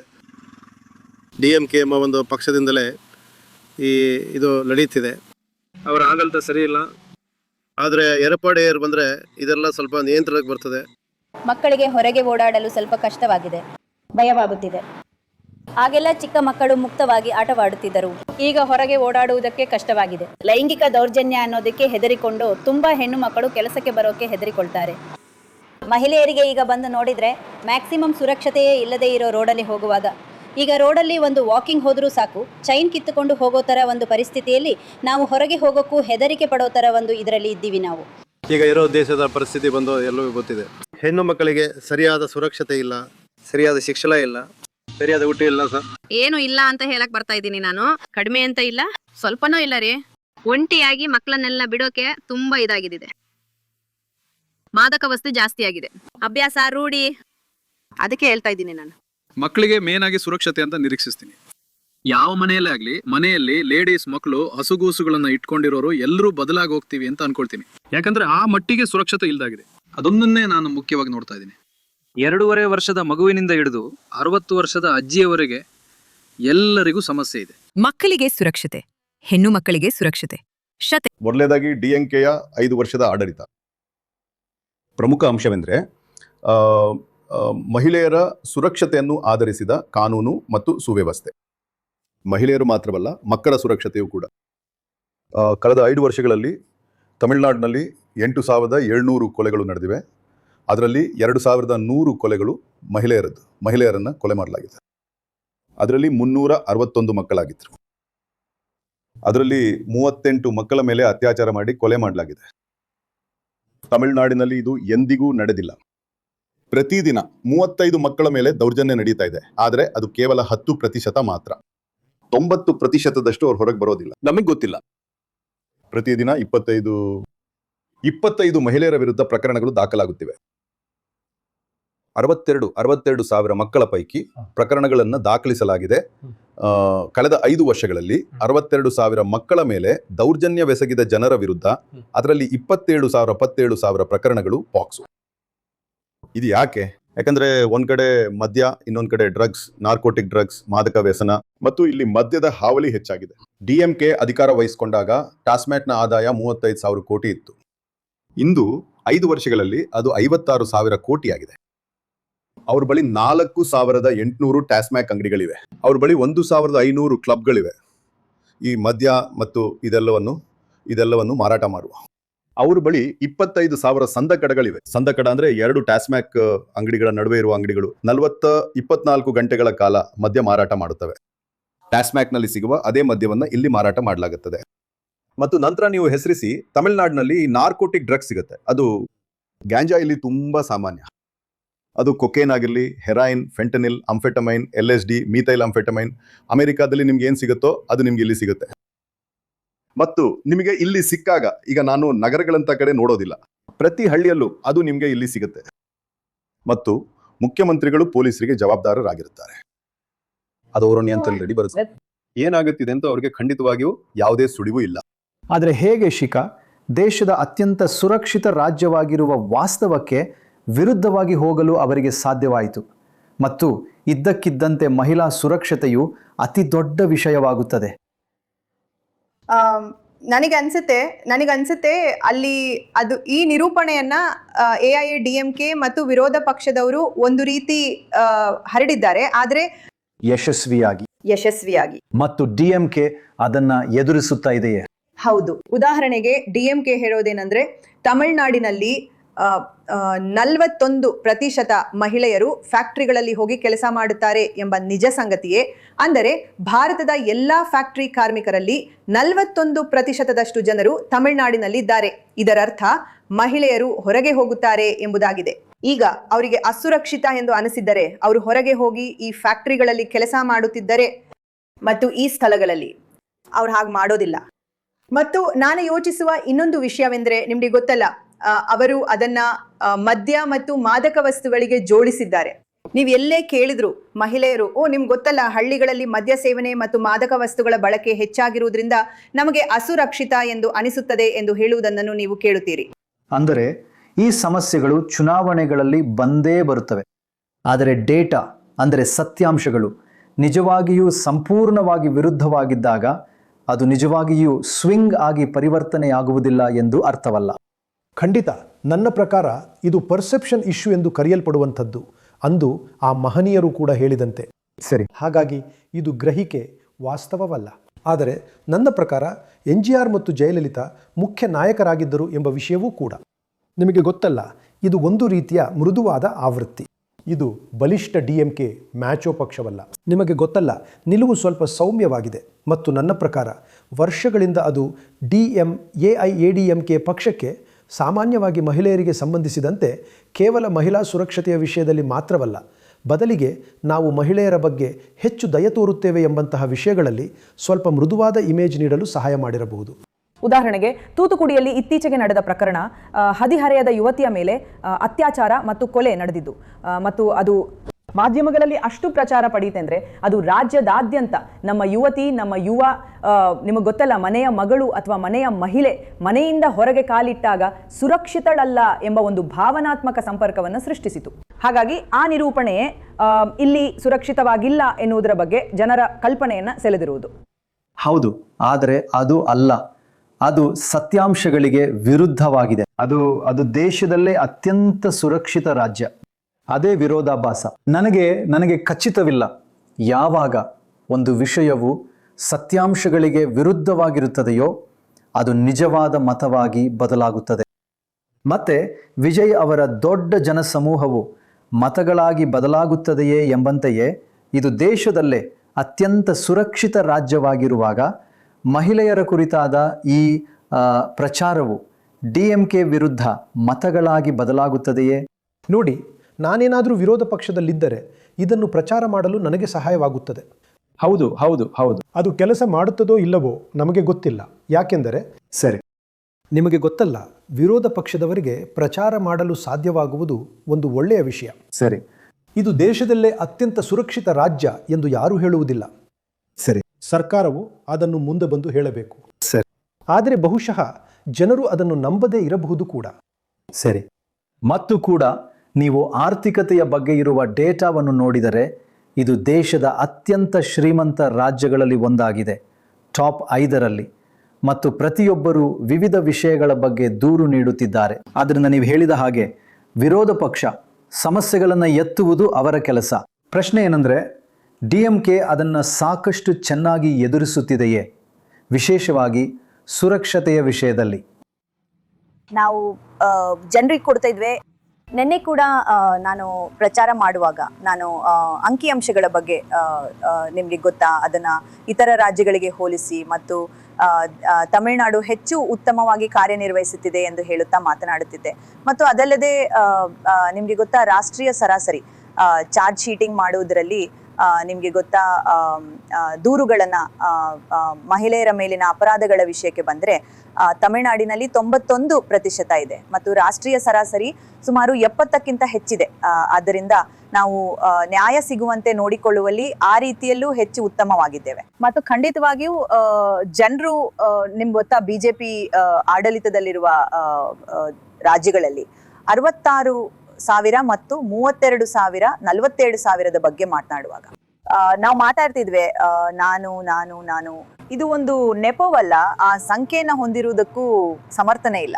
ಆದ್ರೆ ನ್ಯಾಷನಲ್ ಬ್ಯೂರೋ ಆಫ್ ರೆಕಾರ್ಡ್ಸ್ ನಿಂದ ಬಂದಿರುವ ಅಪರಾಧಗಳು ಅದು ಹೇಳುವುದೇನೆಂದ್ರೆ, ತಮಿಳುನಾಡಿನಲ್ಲಿ ಮಹಿಳೆಯರ ಮೇಲಿನ ಅಪರಾಧ, ಎಲ್ಲ ರೀತಿಯ ಅಪರಾಧಗಳು 8,000. ತುಂಬಾ ಕಡಿಮೆ. ಆದ್ರೆ ಹೌದು, ಆದ್ರೆ ಗ್ರಹಿಕೆಯು ಹೀಗಿರುವಂತೆ ತೋರುತ್ತದೆ. ಇಲ್ಲ, ಅವರು ಸೃಷ್ಟಿಸಿದ್ದಾರೆ, ಅವರು ಅದನ್ನ ನಿರ್ವಹಿಸಿದ್ದಾರೆ. ಇಲ್ಲ ಅವರು ಆಗ ಕಣ್ಣು ಸೃಷ್ಟಿಸಿದ್ದಾರೆ. ಮತ್ತು ನೋಡಿ, ಎಡಪ್ಪಾಡಿ ಪಳನಿಸ್ವಾಮಿ ಯಾವಾಗ ಪೊಲ್ಲಾಚಿ ಪ್ರಕರಣ ನಡೀತೋ ಅವರು ಅಪರಾಧಿಗಳನ್ನ ರಕ್ಷಿಸಲು ಸಂಪೂರ್ಣವಾಗಿ ಪ್ರಯತ್ನಿಸಿದರು.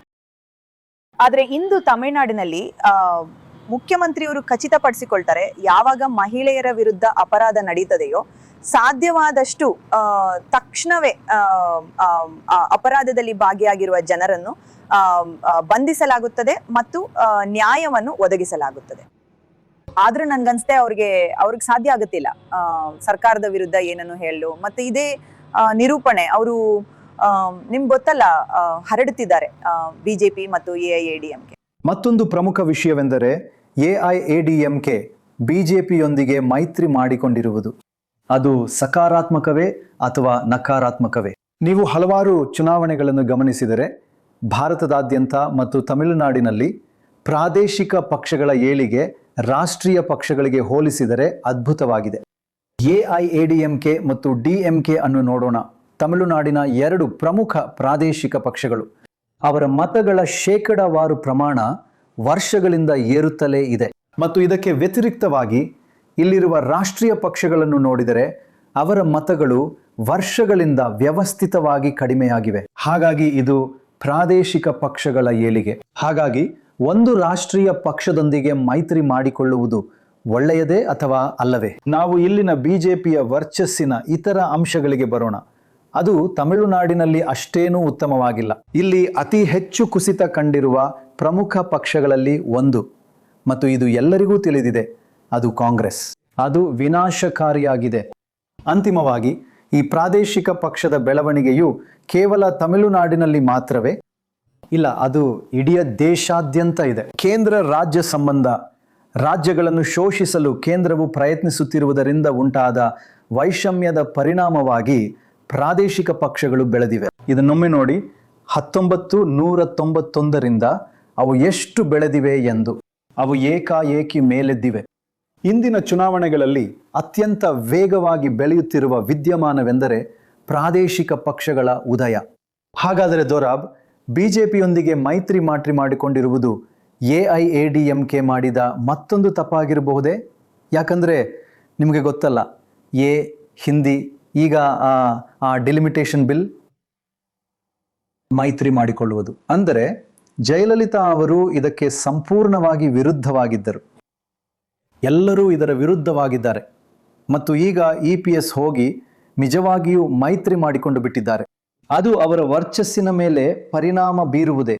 ಹೌದೆಂದು ನನಗನಿಸುತ್ತದೆ. ಕೇವಲ ಏಕೆಂದರೆ ನಿಮಗೆ ಗೊತ್ತಲ್ಲ, ಬಿಜೆಪಿಯನ್ನು ಹಿಂದಿ ಪರಪಕ್ಷವೆಂದು ನೋಡಲಾಗುತ್ತದೆ ಮತ್ತು ಅವರು ಅದನ್ನು ಗಂಟಲೊಳಗೆ ತುರುಕುತ್ತಿದ್ದಾರೆ. ಇತರ ರಾಜ್ಯಗಳಲ್ಲಿರುವ ನಮ್ಮಲ್ಲಿ ಹೆಚ್ಚಿನವರು ಅದನ್ನು ಸ್ವಲ್ಪ ನುಂಗಿ ನಂತರ ಉಗುಳಿಬಿಡುತ್ತೇವೆ. ಆದರೆ ತಮಿಳರು 1950ರ ದಶಕದಿಂದಲೂ ಈ ಹಾದಿಯಲ್ಲಿದ್ದಾರೆ. ಸರಿ, ನಮಗೆ ಹಿಂದಿ ಬೇಡ. ಸರಿ. ಮತ್ತು ನೀವು ಇಲ್ಲಿ ಒಂದು ಪಕ್ಷವನ್ನು ತರುತ್ತೀರಿ, ಅಲ್ಲಿ ನಿಮಗೆ ಗೊತ್ತಿದೆ ನೀವು ಹಿಂದಿಯನ್ನು ಹೇರುತ್ತೀರಿ. ನನಗೆ ಅನಿಸುತ್ತೆ ಅದರಿಂದ ಎಷ್ಟು ಓಟುಗಳು ನಷ್ಟವಾಗುತ್ತವೆ ಎಂದು ನನಗೆ ಗೊತ್ತಿಲ್ಲ. ಮತ್ತು ಇದು ಈಗ ತಾನೇ ಬಂದಿರುವ ಮಸೂದೆ, ಅದರಲ್ಲಿ ಹಿಂದಿ ಕೂಡ ಇದೆ, ತ್ರಿಭಾಷಾ ಸೂತ್ರ ಕೂಡ ಇದೆ. ಗೊತ್ತಲ್ಲ, ಇಲ್ಲಿ 3 ಭಾಷೆಗಳನ್ನು ನೀಡಿ ಉತ್ತರದಲ್ಲಿ 2 ಭಾಷೆಗಳು. ಗೊತ್ತಲ್ಲ, ಅದು ತನ್ನ ಭಾಷೆಯ ಬಗ್ಗೆ ತುಂಬ ಹೆಮ್ಮೆ ಪಡುವ ಪಕ್ಷಕ್ಕೆ ತುಂಬ ಕಷ್ಟಕರವಾದ ಅಸಮಾಧಾನವನ್ನು ಉಂಟು ಮಾಡುತ್ತದೆ. ನೀವು ಭಾಷೆ ಹೊಸದಾಗಿರುವ ರಾಜ್ಯಕ್ಕೆ ಹೋಗುತ್ತಿಲ್ಲ, ಜನರು ಏನು? ಇದು ಹಳೆಯ ಸಹಸ್ರಮಾನಗಳಷ್ಟು ಹಳೆಯ ಭಾಷೆ. ಹಾಗಾಗಿ ಭಾಷೆಯ ಬಗ್ಗೆ ಅಪಾರ ಹೆಮ್ಮೆ ಇದೆ. ಮತ್ತು ನೀವು ಅದನ್ನು ಯಾವುದೇ ರೀತಿಯಲ್ಲಿ ದೂಷಿಸಲು ಪ್ರಯತ್ನಿಸಿದಾಗ ಗೊತ್ತಲ್ಲ, ಅವರು ಅದನ್ನು ಬಹಳ ಬಹಳ ವೈಯಕ್ತಿಕವಾಗಿ ತೆಗೆದುಕೊಳ್ಳುತ್ತಾರೆ ಮತ್ತು ಅದು ನಿಮಗೆ ವೋಟುಗಳನ್ನು ಕಳೆದುಕೊಳ್ಳುವಂತೆ ಮಾಡುತ್ತದೆ. ನೀವು ಹೇಳ್ತಿರೋದು ಬಂಗಾಳಿ ಇದಕ್ಕಿಂತಲೂ ಉತ್ತಮವಾಗಿದೆಯೇ ಅಥವಾ ಇಲ್ಲವೇ? ಇಲ್ಲ, ಬಂಗಾಳದಲ್ಲಿಯೂ ಇದೊಂದು ಸಮಸ್ಯೆ. ಆದರೆ ಇಲ್ಲ, ಪ್ರಶ್ನೆ ಏನಂದರೆ, ಮರೆಯಬೇಡಿ, ಬಂಗಾಳಿ ಹಿಂದಿ ಕುಟುಂಬದ ಭಾಷೆ, ಭಾರತೀಯ. ಇದು ಒಂದು ಪ್ರತ್ಯೇಕ ಭಾಷೆ. ಇದು ಒಂದು ದ್ರಾವಿಡ ಭಾಷೆ. ಅವರು ಕಲಿಯಲು ಇಷ್ಟಪಡುವುದಿಲ್ಲ.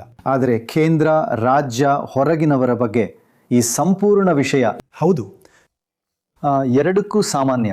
ಹೌದು, ಕೇರಳದಲ್ಲಿ ಇದು ಆಗಿಲ್ಲ, ಆಗುವುದಿಲ್ಲ. ಯಾಕೆಂದರೆ ಅದು ಕಾಂಗ್ರೆಸ್ ವರ್ಸಸ್ ಅದು ಸರಿ, ಎಡಪಂಥೀಯರು.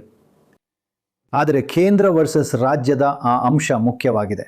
ಮತ್ತು ಇಲ್ಲಿ ಭಾಷೆ ಒಂದು ಬಹಳ ಮುಖ್ಯವಾದ ಪಾತ್ರವನ್ನು ವಹಿಸುತ್ತದೆ. ಮತ್ತು ಕೂಡ ನಿಮಗೆ ಗೊತ್ತಲ್ಲ, ಈಗ ಬಹಳಷ್ಟು ಜನರು ದೇವಸ್ಥಾನಗಳಿಗೆ ಹೋಗುತ್ತಾರಾದರೂ, ಅಂದರೆ ಮೂಲತಃ ಆ ಪಕ್ಷಗಳು DMK ಅಷ್ಟೊಂದು ದೇವಸ್ಥಾನ ಪರ ಪಕ್ಷವಾಗಿರಲಿಲ್ಲ. ನಿಮಗೆ ಗೊತ್ತಲ್ಲ, ಅವರೆಲ್ಲರೂ ನಾಸ್ತಿಕರೆಂದು ಹೇಳಿಕೊಳ್ಳುತ್ತಿದ್ದರು. ನನಗೆ ಆಶ್ಚರ್ಯವಾಗುವುದಿಲ್ಲ, ಸ್ಟಾಲಿನ್ ತಾನು ನಾಸ್ತಿಕನೆಂದು ಹೇಳುತ್ತಾರೆ. ಹಾಗಾಗಿ ನಿಮಗೆ ಗೊತ್ತಲ್ಲ, ಆ ದೇವರು ಮತ್ತು ದೇವತೆಗಳನ್ನು ತರುವುದು ಮತಗಳನ್ನು ಗೆಲ್ಲಲು ವಿಶೇಷವಾಗಿ ಒಳ್ಳೆಯದಲ್ಲ. ಹೌದು. ಹಾಗಾದರೆ AIADMKಯು ಬಿಜೆಪಿಯೊಂದಿಗೆ ಮೈತ್ರಿ ಮಾಡಿಕೊಂಡಿರುವುದು ಅದಕ್ಕೆ ಹಾನಿ ಮಾಡಲಿದೆಯೇ? ಲೋಕಸಭಾ ಚುನಾವಣೆಯಲ್ಲಿ ಅವರು 10% ಮತಗಳನ್ನು ಪಡೆದಿದ್ದರೂ ಅದು 3% ಹೆಚ್ಚಾಗಿತ್ತು. ಆದರೆ ಅವರು ಸಾಮಾನ್ಯವಾಗಿ ಸುಮಾರು 3% ಪಡೆಯುತ್ತಾರೆ. ತಮಿಳುನಾಡಿನಲ್ಲಿ ಅವರು BJPಯೊಂದಿಗೆ ಮೈತ್ರಿ ಮಾಡಿಕೊಂಡಿರುವುದು DMKಗೆ ಲಾಭ ಮತ್ತು ADMKಗೆ ನಷ್ಟ ಅಲ್ವಾ? ಮತ್ತು ಅದು ಈಗಾಗಲೇ 2019ರಲ್ಲಿ ಆಯಿತು. ಅಂದರೆ 2019ರಲ್ಲಿ ಗೆಲುವಿನ ಅಂತರವು ADMK ಅಷ್ಟು ಜನಪ್ರಿಯವಾಗಿರಲಿಲ್ಲ ಎಂಬ ಕಾರಣಕ್ಕಾಗಿರಲಿಲ್ಲ. ಯಾಕೆಂದರೆ ನಾವು ಅದನ್ನು ಸಾಬೀತುಪಡಿಸ್ಬೋದು. ಏಕೆಂದರೆ 2 ವರ್ಷಗಳ ನಂತರ ರಾಜ್ಯ ಚುನಾವಣೆಯಲ್ಲಿ ADMK BJPಯ ಅದೇ ಮೈತ್ರಿಯು 40% ಮತಗಳನ್ನು ಪಡೆಯಿತು. ಆದರೆ 2 ವರ್ಷಗಳ ಹಿಂದೆ MP ಚುನಾವಣೆಯಲ್ಲಿ ADMK BJPಯ ಅದೇ ಮೈತ್ರಿಯು ಕೇವಲ 30% ಮತಗಳನ್ನು ಪಡೆಯಿತು. ದೊಡ್ಡ ವ್ಯತ್ಯಾಸ, 30ರಿಂದ 40. ಹಾಗಾಗಿ ADMK ಪ್ರಾದೇಶಿಕವಾಗಿರುವ ರಾಜ್ಯಗಳ ಹಕ್ಕನ್ನು ರಕ್ಷಿಸುವ ಅರ್ಹತೆಗಳನ್ನು ಪ್ರಶ್ನಿಸುವಂತೆ ಮಾಡುವುದೇ BJP ಮೈತ್ರಿ. ಅಂದರೆ ಮತ್ತೆ ನಾವು ಸಮೀಕ್ಷೆಗಳನ್ನು ನಡೆಸ್ತೇವೆ. ನಮ್ಮ ಸಮೀಕ್ಷೆಗಳು ಬಹಳ ಸ್ಪಷ್ಟವಾಗಿವೆ. DMK ಧನಾತ್ಮಕವಾಗಿದೆ, ನಿವ್ವಳ ಧನಾತ್ಮಕವಾಗಿದೆ. ಅದೆಂದರೆ ಮಾಡಬಲ್ಲದೆ ಈ ಪಕ್ಷವು ರಾಜ್ಯಗಳ ಹಕ್ಕುಗಳನ್ನು ರಕ್ಷಿಸುತ್ತದೆ, ನಿಮ್ಮ ಗುರುತನ್ನು ರಕ್ಷಿಸುತ್ತದೆ, ನಿಮ್ಮ ಭಾಷೆಯನ್ನು ಉಳಿಸುತ್ತದೆ ಎಂದು ನೀವು ನಂಬುತ್ತೀರಾ? ನೆಟ್ ಪಾಸಿಟಿವ್ ಆಗಿವೆ. ಬಹುಶಃ ಕಾಲಾನಂತರದಲ್ಲಿ +30 ಅಥವಾ +40 ಅಥವಾ +50 ADMK ಮೈನಸ್ ಆಗಿದೆ. ಅವರು BJPಯೊಂದಿಗೆ ಮೈತ್ರಿ ಮಾಡಿಕೊಂಡಾಗಿನಿಂದ ಪಾಸಿಟಿವ್ಗಳಿಗಿಂತ ಹೆಚ್ಚು ನೆಗೆಟಿವ್ಗಳಿವೆ. ಅವರು BJPಯೊಂದಿಗೆ ಇಲ್ಲದಿದ್ದಾಗ ಅವರಿಗೆ ಯೋಗ್ಯವಾದ ಪಾಸಿಟಿವ್ ರೇಟಿಂಗ್ಗಳಿದ್ದವು. ಹಾಗಾಗಿ ಅದು ಖಂಡಿತವಾಗಿಯೂ ನಮಗೊಂದು ಪ್ಲಸ್. ಯಾಕಂದರೆ ಅವರು ತಮ್ಮ ತತ್ವಗಳನ್ನು ಬಲಿ ಕೊಡುತ್ತಿದ್ದಾರೆ. ನಾವು ಹೆಚ್ಚು ದೂರ ಹೋಗಬೇಕಾಗಿಲ್ಲ. ನಾವು ಹೇಳ್ತೀವಿ ಪ್ರತಿ ಬಾರಿ ಶ್ರೀಮತಿ ಜಯಲಲಿತಾ ಅವರು ಮಾತಾಡಿದಾಗ ಅವ್ರು ಹೇಳಿದ್ರು, ನಾನು ಒಮ್ಮೆ ತಪ್ಪು ಮಾಡಿದೆ, ನಾನು ಮತ್ತೆ ಆ ತಪ್ಪನ್ನು ಮಾಡೋದಿಲ್ಲ, ನಾನು ಅವರೊಂದಿಗೆ ಎಂದಿಗೂ ಸೇರುವುದಿಲ್ಲ. ಮತ್ತು ಅವರು ಇಲ್ಲಿದ್ದಾಗ ಅವರು ಯಾವುದನ್ನೂ ಒಪ್ಪಿಕೊಳ್ಳಲಿಲ್ಲ. ಅವರು GSTಯನ್ನು ಒಪ್ಪಲಿಲ್ಲ, ಅವರು ನೀಟನ್ನು ಒಪ್ಪಲಿಲ್ಲ, ಅವರು ಉದಯ್ ಯೋಜನೆಯನ್ನು, ವಿದ್ಯುತ್ ಪುನರ್ರಚನೆಯನ್ನು ಒಪ್ಪಲಿಲ್ಲ. ಹಾಗಾಗಿ ಅದೆಲ್ಲವೂ ನೀವು ಒಬ್ಬ ಬಲವಾದ ನಾಯಕ ಮತ್ತು ಒಂದು ಬಲವಾದ ಪ್ರಾದೇಶಿಕ ಪಕ್ಷವನ್ನು ಹೊಂದಿದ್ದಾಗ ನೀವು ನಿಮ್ಮ ನಿಲುವಿಗೆ ಅಂಟಿಕೊಳ್ಳಬಹುದಿತ್ತು. ಮುಖ್ಯಮಂತ್ರಿಗಳು ಪುನರ್ರಚಿಸಲೇ ಇರ್ತಾರೆ. ಇದು ತಮಿಳುನಾಡು ಮತ್ತು NDA ಅಥವಾ ತಮಿಳುನಾಡು ಮತ್ತು ದೆಹಲಿ ನಡುವಿನ ಚುನಾವಣೆ ಎಂಬ ನುಡಿಗಟ್ಟಿನ ಅರ್ಥವೇನು? ಅದು ನಾವು ಮೊದಲ ದಿನದಿಂದ ತೆಗೆದುಕೊಳ್ಳುತ್ತಿರುವ ಆ್ಯಂಗಲ್ ಅಲ್ವಾ? ಅದು ಪ್ರತಿ ಚುನಾವಣೆಯಲ್ಲೂ ಅವ್ರು ಹೇಳುತ್ತಾರೆ. ಇದು ಸಾಮಾನ್ಯ ಪ್ರತಿ ರ್ಯಾಲಿಯಲ್ಲೂ ಅವ್ರು ಹೇಳುತ್ತಾರೆ, ಸಾಮಾನ್ಯ ಚುನಾವಣೆಯಲ್ಲ. ಇದು ತಮಿಳುನಾಡು ಮತ್ತು ದೆಹಲಿ ಮತ್ತು ತಮಿಳುನಾಡು ಮತ್ತು NDA ಅಥವಾ DMK ಮತ್ತು NDA ನಡುವಿನ ಚುನಾವಣೆ. ಈ ರೀತಿಯದ್ದೇನೋ ಒಂದು ವಿಷಯವು ಪ್ರತಿಯೊಂದು ನಿಮ್ಗೆ ಗೊತ್ತಲ್ಲ ರ್ಯಾಲಿಯ ಟ್ಯಾಗ್ಲೈನ್ ಆಗಿದೆ. ಹಾಗಾಗಿ ಇಲ್ಲಿ DMKಯ ಪ್ರಮುಖ ಪ್ರಚಾರದ ವಿಷಯವೆಂದರೆ ದೆಹಲಿ ವರ್ಸಸ್ ತಮಿಳುನಾಡು. ಮತ್ತು DMK ಹೇಳುತ್ತಿದೆ ನಾವೇ ತಮಿಳುನಾಡು. ಮತ್ತು ಒಂದು ಭಾಷೆಯ ವಿಷಯವಾಗಿತ್ತು. ಎರಡನೆಯದು ಸಂಪನ್ಮೂಲಗಳ ವಿತರಣೆಯಲ್ಲಿನ ಎಲ್ಲ ಹಣಕಾಸಿನ ರೀತಿಯ ಅಸಮಾನತೆ, ಅದರ ಬಗ್ಗೆ ತಮಿಳುನಾಡು ಮತ್ತೆ ಮತ್ತೆ ಮಾತನಾಡುತ್ತಿದೆ. ಮತ್ತು ಹಣಕಾಸಿನ ವಿಷಯ. ಮತ್ತು ಮೂರನೇದು ಏನೋ ಒಂದು ಬಂದಿದೆ, ಬಹುತೇಕ ಒಂದು ನಿಮಗೆ ಗೊತ್ತಲ್ಲ ಸ್ಟಾಲಿನ್ ಮತ್ತು DMKಗೆ ಒಂದು ಉಡುಗೊರೆಯಾಗಿ ಈ ಡಿಲಿಮಿಟೇಷನ್ ವಿಷಯವಾಗಿದೆ. ಅಲ್ಲಿ ಅವರು ತಮ್ಮನ್ನು ತಾವು ಕೇವಲ ತಮಿಳುನಾಡಿನ ಕಳವಳಗಳನ್ನು ಮಾತ್ರವಲ್ಲದೆ ಪ್ಯಾನ್ ಸೌತ್ ಈ ಎಲ್ಲ ದಕ್ಷಿಣ ರಾಜ್ಯಗಳ ಕಳವಳಗಳನ್ನು ವ್ಯಕ್ತಪಡಿಸಲು ಸಮರ್ಥರಾಗಿರುವ ಆ ವ್ಯಕ್ತಿ ಎಂದು ಬಿಂಬಿಸಿಕೊಳ್ಳುತ್ತಿದ್ದಾರೆ. ಆ ರಾಜ್ಯಗಳು ಡಿಲಿಮಿಟೇಷನ್ ಮೂಲಕ ಏನಾಗುತ್ತಿದೆ ಎಂಬುದರ ಬಗ್ಗೆ ಚಿಂತಿತವಾಗಿವೆ ಮತ್ತು ಕಳವಳಗೊಂಡಿವೆ. ಮತ್ತು ಅದಕ್ಕಾಗಿಯೇ ನನಗೆ ಅನಿಸುತ್ತದೆ ಪ್ರಚಾರದ ಕೊನೆಯ ದಿನಗಳಲ್ಲಿ ಅವರು ಈ ಡಿಲಿಮಿಟೇಷನ್ ವಿಷಯದ ಮೇಲೆ ಅಷ್ಟೊಂದು ಗಮನ ಹರಿಸುತ್ತಿದ್ದಾರೆ. ನಾವು ಅದನ್ನು ಮಾಡಲು ಸಮರ್ಥರಾಗಿದ್ದೇವೆ ಎಂದು ಹೇಳುತ್ತಿದ್ದಾರೆ. ಅವರು ಅದರ ಮೂಲಕ ಎರಡು ವಿಷಯಗಳನ್ನು ಸಾಧಿಸುತ್ತಿದ್ದಾರೆ. ಒಂದು, ಅವರು AIADMKಯನ್ನು ಈ ಹೋರಾಟದಿಂದ ಹೊರಗಿಡ್ತಿದ್ದಾರೆ. ಅವರು ಇದನ್ನ DMK ವರ್ಸಸ್ BJP ಹೋರಾಟವೆಂದು ಬಿಂಬಿಸುತ್ತಿದ್ದಾರೆ. ಮತ್ತು TVK ಹೇಗೋ ಒಂದು ಬದಿಗೆ ಸರಿಯುತ್ತದೆ. ಯಾಕೆಂದರೆ ತಮಿಳುನಾಡಿನ ಹಿತಾಸಕ್ತಿಗಳನ್ನು ನೋಡಿಕೊಳ್ಳಲು ಸಮರ್ಥರಾಗಿರುವುದು ನಾವೇ. ನನಗನ್ಸುತ್ತೆ ವಿಜಯ್ ಈ ಬಗ್ಗೆ ಒಂದು ರೀತಿಯಲ್ಲಿ ಬಹಳ ಚಾಣಾಕ್ಷತನದಿಂದ ವರ್ತಿಸಿದ್ದಾರೆ. ಹಾಗಾಗಿ ಅವರು BJPಯ ಸಿದ್ಧಾಂತದ ಮೇಲೆ ದಾಳಿ ಮಾಡುತ್ತಿದ್ದಾರೆ ಮತ್ತು DMK ಅವರ ರಾಜಕೀಯದ ಮೇಲೆ ದಾಳಿ ಮಾಡುತ್ತಿದ್ದಾರೆ. ಹಾಗಾಗಿ ಅವರು ದ್ರಾವಿಡ ಸಿದ್ಧಾಂತವನ್ನ ಅನುಸರಿಸುತ್ತಾರೆ ಎಂಬುದನ್ನ ಬಹಳ ಸ್ಪಷ್ಟಪಡಿಸುತ್ತಿದ್ದಾರೆ. ಅವರು ವಿರೋಧಿಸುತ್ತಿರುವುದು DMKಯ ರಾಜಕೀಯವನ್ನ. ಅವರು DMKಯನ್ನ ತೀಯ ಶಕ್ತಿ, ದುಷ್ಟ ಶಕ್ತಿ ಎಂದು ಕರೆದಿದ್ದಾರೆ ಮತ್ತು BJP ಸೈದ್ಧಾಂತಿಕ ಶತ್ರು ಎಂದು ಹೇಳಿದ್ದಾರೆ. ಹೌದು, ಅದೇ ಕಾರಣಕ್ಕೆ ಅವರು ಆ ಸಮಯದಲ್ಲಿ BJPಯೊಂದಿಗೆ ಕೈ ಜೋಡಿಸಲು ಸಾಧ್ಯವಾಗಲಿಲ್ಲ. ವಿಜಯ್ ಅವರ ಪಕ್ಷವಾದ TVK ಒಂದೋ AIADMKಯೊಂದಿಗೆ ಕೈ ಜೋಡಿಸಿದರೆ ಈ ಚುನಾವಣೆ ಬಹುಶಃ ತುಂಬಾ ವಿಭಿನ್ನವಾಗಿ ಕಾಣಿಸುತ್ತಿತ್ತು. ಹಾಗಾದಾಗ ಸಹಜವಾಗಿಯೇ ನಾಯಕತ್ವದ ಸಮಸ್ಯೆ ದೊಡ್ಡದಾಗಿರುತ್ತಿತ್ತು. ಅವರು ಕಾಂಗ್ರೆಸ್ ಜೊತೆ ಸೇರಿದ್ರೆ ಅದು ಬಹುಶಃ ಇನ್ನೂ ಉತ್ತಮವಾಗಿರುತ್ತಿತ್ತು. ಅವರಿಗೆ ಸ್ವಲ್ಪ ಉತ್ತಮವಾದ, ಆದರೂ ಕಾಂಗ್ರೆಸ್ ಸಹಜವಾಗಿಯೇ ಒಂದು ಅಲೆಯುತ್ತಿರುವ ಶಕ್ತಿ, ಕೇವಲ ನಾಯಕರಿರುವ ಮತ್ತು ಅಧಿಕಾರವಿಲ್ಲದ ಪಕ್ಷ, ಸಂಪೂರ್ಣವಾಗಿ ಅಳೆಯುತ್ತಿರುವ ಶಕ್ತಿ. ಹೌದು. ಮತ್ತು ಅದಕ್ಕಾಗಿಯೇ ಒಂದು ಹಂತದಲ್ಲಿ ಕಾಂಗ್ರೆಸ್ ವಿಜಯ್ ಜೊತೆ ಮೈತ್ರಿ ಮಾಡಿಕೊಳ್ಳಲು ಮತ್ತು DMKಯನ್ನ ಕೈ ಬಿಡಲು ಬಹಳ ಉತ್ಸುಕವಾಗಿತ್ತು. ಅದು ಒಂದು ರೀತಿ ಸರಿ ಹೋಗ್ಲಿಲ್ಲ. ಆದ್ರೆ ಎಲ್ಲಾ ಪ್ರಯತ್ನಗಳು ನಡೆಯುತ್ತಿದ್ದವು. ನಾಯಕರು ವಿಜಯ್ ಅವರನ್ನ ಭೇಟಿಯಾಗುತ್ತಿದ್ದರು. ಬಹುಶಃ ಅವ್ರದ್ದು ಇನ್ನೂ ಉತ್ತಮವಾಗಿರ್ತಿತ್ತು ಅವ್ರು ಹಾಗೆ ಮಾಡಿದ್ರೆ. ನಿಖರವಾಗಿ ಗೊತ್ತಾ, ಕಾಂಗ್ರೆಸ್ ಬಂಗಾಳದಲ್ಲಿರುವಂತೆಯೇ ಅದೇ ಪರಿಸ್ಥಿತಿಯಲ್ಲಿದೆ. ಅವರು ಲೋಕಸಭೆಯಲ್ಲಿ ಹೆಚ್ಚು ಸ್ಥಾನಗಳಿಗೆ ಸ್ಪರ್ಧಿಸುತ್ತಿದ್ದರು, ಕಡಿಮೆ ಸ್ಥಾನಗಳಿಗೆ. ಹೌದು, 3ರಲ್ಲಿ 2 ಭಾಗ, 3ರಲ್ಲಿ 1 ಭಾಗ ಮತ್ತು 3ರಲ್ಲಿ 1 ಭಾಗ, 3ರಲ್ಲಿ 2 ಭಾಗ. ವಿಧಾನವಾಗಿ ಏನಾಯ್ತೆಂದರೆ ಎಲ್ಲರೂ ದೆಹಲಿಯತ್ತ ನೋಡಲು ಪ್ರಾರಂಭಿಸಿದರು. ಕಾಂಗ್ರೆಸ್ ಜನರು ದೆಹಲಿಯತ್ತ ನೋಡಲಾರಂಭಿಸಿದರು. ಈ ಸ್ಥಳವನ್ನು ನಾಯಕತ್ವವಿಲ್ಲದೆ ಹಾಗೆಯೇ ಬಿಟ್ಟರು. ಸರಿ. ಮತ್ತು ಈಗ ಅವರು ಅದಕ್ಕಾಗಿ ಬೆಲೆ ತೆರುತ್ತಿದ್ದಾರೆ. ಅವರೊಂದು ಬಹುತೇಕ ಅಸ್ತಿತ್ವದಲ್ಲಿಲ್ಲದ ಪಕ್ಷ. ಇನ್ನೊಂದು ದೊಡ್ಡ ವಿಷಯವೆಂದರೆ ಈ ಚುನಾವಣೆಗಳಲ್ಲಿ ಮತ್ತು ತಮಿಳುನಾಡಿನ ಚುನಾವಣೆಗಳಲ್ಲಿ ಜಾತಿ ಎಷ್ಟು ಮುಖ್ಯ ಎನ್ನುವುದು. ತಮಿಳುನಾಡು ವಾಸ್ತವವಾಗಿ ಜಾತಿಯ ವಿಷಯಕ್ಕೆ ಬಂದರೆ ಬಹಳ ವೈವಿಧ್ಯಮಯ ರಾಜ್ಯವಾಗಿದೆ. ಆದರೆ ಎಲ್ಲರೂ ಬಹುತೇಕ ಸಾಮರಸ್ಯದಿಂದ ಬದುಕುತ್ತಾರೆ. ಆದರೆ ಇಲ್ಲಿ ಮೇಲ್ಜಾತಿ ವಿರೋಧಿ ಮುಂದುವರಿದ ಜಾತಿಯ ಬ್ರಾಹ್ಮಣ ವಿರೋಧಿ ಚಳುವಳಿಗಳು ನಡೆದಿವೆ ಖಂಡಿತವಾಗಿಯೂ. ಆದರೆ ಒಟ್ಟಾರೆಯಾಗಿ ಧರ್ಮ ಮತ್ತು ಜಾತಿ ಸ್ವಲ್ಪ ಸಮಾಧಾನಕರ ಪಾತ್ರವನ್ನು ವಹಿಸುತ್ತವೆ. ಬನ್ನಿ ತಮಿಳುನಾಡಿನಲ್ಲಿರುವ ವಿವಿಧ ಜಾತಿಗಳನ್ನು ನೋಡೋಣ ಮತ್ತು ಅವು ಚುನಾವಣೆಗಳಲ್ಲಿ ಮುಖ್ಯವೇ. ನೀವು ತಮಿಳುನಾಡಿನ ಪ್ರಮುಖ ಜಾತಿಗಳನ್ನು ನೋಡಿದರೆ ವನ್ನಿಯರು, ಒಂದು ವಾಯುವ್ಯ ಮತ್ತು ಈಶಾನ್ಯವಿದೆ. ಅವರು ಸ್ವಲ್ಪ ಭಿನ್ನವಾಗಿದ್ದಾರೆ ಎರಡರಲ್ಲೂ. ವನ್ನಿಯರು ಜನಸಂಖ್ಯೆಯ ಸುಮಾರು 36-37%. ಆದರೆ ಈಶಾನ್ಯದಲ್ಲಿ ಪರಿಶಿಷ್ಟ ಜಾತಿಗಳು ಸುಮಾರು 30%, 29%. ಪಶ್ಚಿಮದಲ್ಲಿ ಗೌಂಡರ್ಗಳು 36%ದೊಂದಿಗೆ ಪ್ರಾಬಲ್ಯ ಹೊಂದಿದ್ದಾರೆ. ಆಗ್ನೇಯ ಮತ್ತು ನೈಋತ್ಯದಲ್ಲಿ ತೇವರ್ಗಳು ಮತ್ತು ನೈಋತ್ಯದಲ್ಲಿ ನಾಡಾರ್ಗಳು ಕೂಡ ಸುಮಾರು 22%. ಆದರೆ ಮತದಾನದ ಮಾದರಿ ಹೇಗೆ ಬದಲಾಗುತ್ತದೆ ಎನ್ನುವುದರಲ್ಲಿ ಇದು ಪ್ರತಿಫಲಿಸುತ್ತದೆಯೇ? ಇದನ್ನು ಒಮ್ಮೆ ನೋಡಿ. ನೀವು ಸ್ಥೂಲ ಅಂಕಿಅಂಶಗಳನ್ನು ನೋಡಿದರೆ ತಮಿಳುನಾಡು ಡಿಎಂಕೆಗೆ ದಲಿತರು ಮತ್ತು ಮುಸ್ಲಿಮರಲ್ಲಿ ಗಣನೀಯ ಮುನ್ನಡೆ ಇದೆ. ಎಡಿಎಂಕೆಗೆ ಮುಂದುವರಿದ ಮತ್ತು ಹಿಂದುಳಿದ ಜಾತಿಗಳಲ್ಲಿ ಸ್ವಲ್ಪ ಮುನ್ನಡೆ ಇದೆ. ಅದನ್ನು ನೋಡಿ. ಮುಂದುವರಿದ ಜಾತಿಗಳು ಎಐಎಡಿಎಂಕೆ 45% ಬೆಂಬಲ. ಇದು 90ಕ್ಕೆ 10 ಅಥವಾ 70ಕ್ಕೆ 30 ಅಲ್ಲ, ಇದು 45%. ಮತ್ತು ಹಿಂದುಳಿದ ಜಾತಿಗಳು OBCಗಳು ಎಐಎಡಿಎಂಕೆಗೆ 48% ಇದೆ. ದಲಿತರು ಪರಿಶಿಷ್ಟ ಜಾತಿಗಳಲ್ಲಿ ಡಿಎಂಕೆ ಬೆಂಬಲ 58% ಇದೆ ಮತ್ತು ಮುಸ್ಲಿಮರಲ್ಲಿ 77%.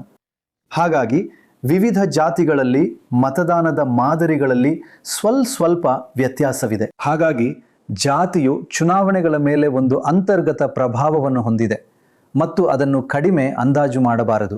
ನೀವು ತಮಿಳುನಾಡನ್ನು ನೋಡಿದರೆ ಆಡಳಿತಾತ್ಮಕ ಪ್ರದೇಶಗಳಿಗಿಂತ ಹೆಚ್ಚಾಗಿ ಚುನಾವಣಾ ಪ್ರದೇಶಗಳು, ಅವುಗಳಲ್ಲಿ ಹೆಚ್ಚಿನವು ಜಾತಿ ಮತ್ತು ನಗರ ಗ್ರಾಮೀಣವನ್ನು ಆಧರಿಸಿವೆ.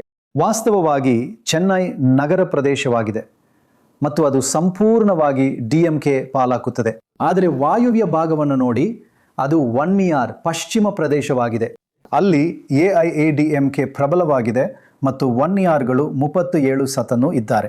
ಈಶಾನ್ಯದಲ್ಲಿ ಅದು ಕೂಡ ಒಂದು ವನ್ನಿಯಾರ್ ಪ್ರದೇಶವಾಗಿದ್ದು ಅಲ್ಲಿ ವನ್ನಿಯಾರ್ಗಳು 37% ಇದ್ದಾರೆ. ಆದಾಗ್ಯೂ ಡಿಎಂಕೆ 32 ಸ್ಥಾನಗಳಲ್ಲಿ 26 ಸ್ಥಾನಗಳನ್ನು ಗೆಲ್ಲುವ ಮೂಲಕ ಆ ಪ್ರದೇಶವನ್ನು ಸ್ವೀಪ್ ಮಾಡುತ್ತದೆ. ಏಕೆಂದರೆ ಆ ಪ್ರದೇಶದಲ್ಲಿ ಪರಿಶಿಷ್ಟ ಜಾತಿಗಳು 28% ಇದ್ದಾರೆ.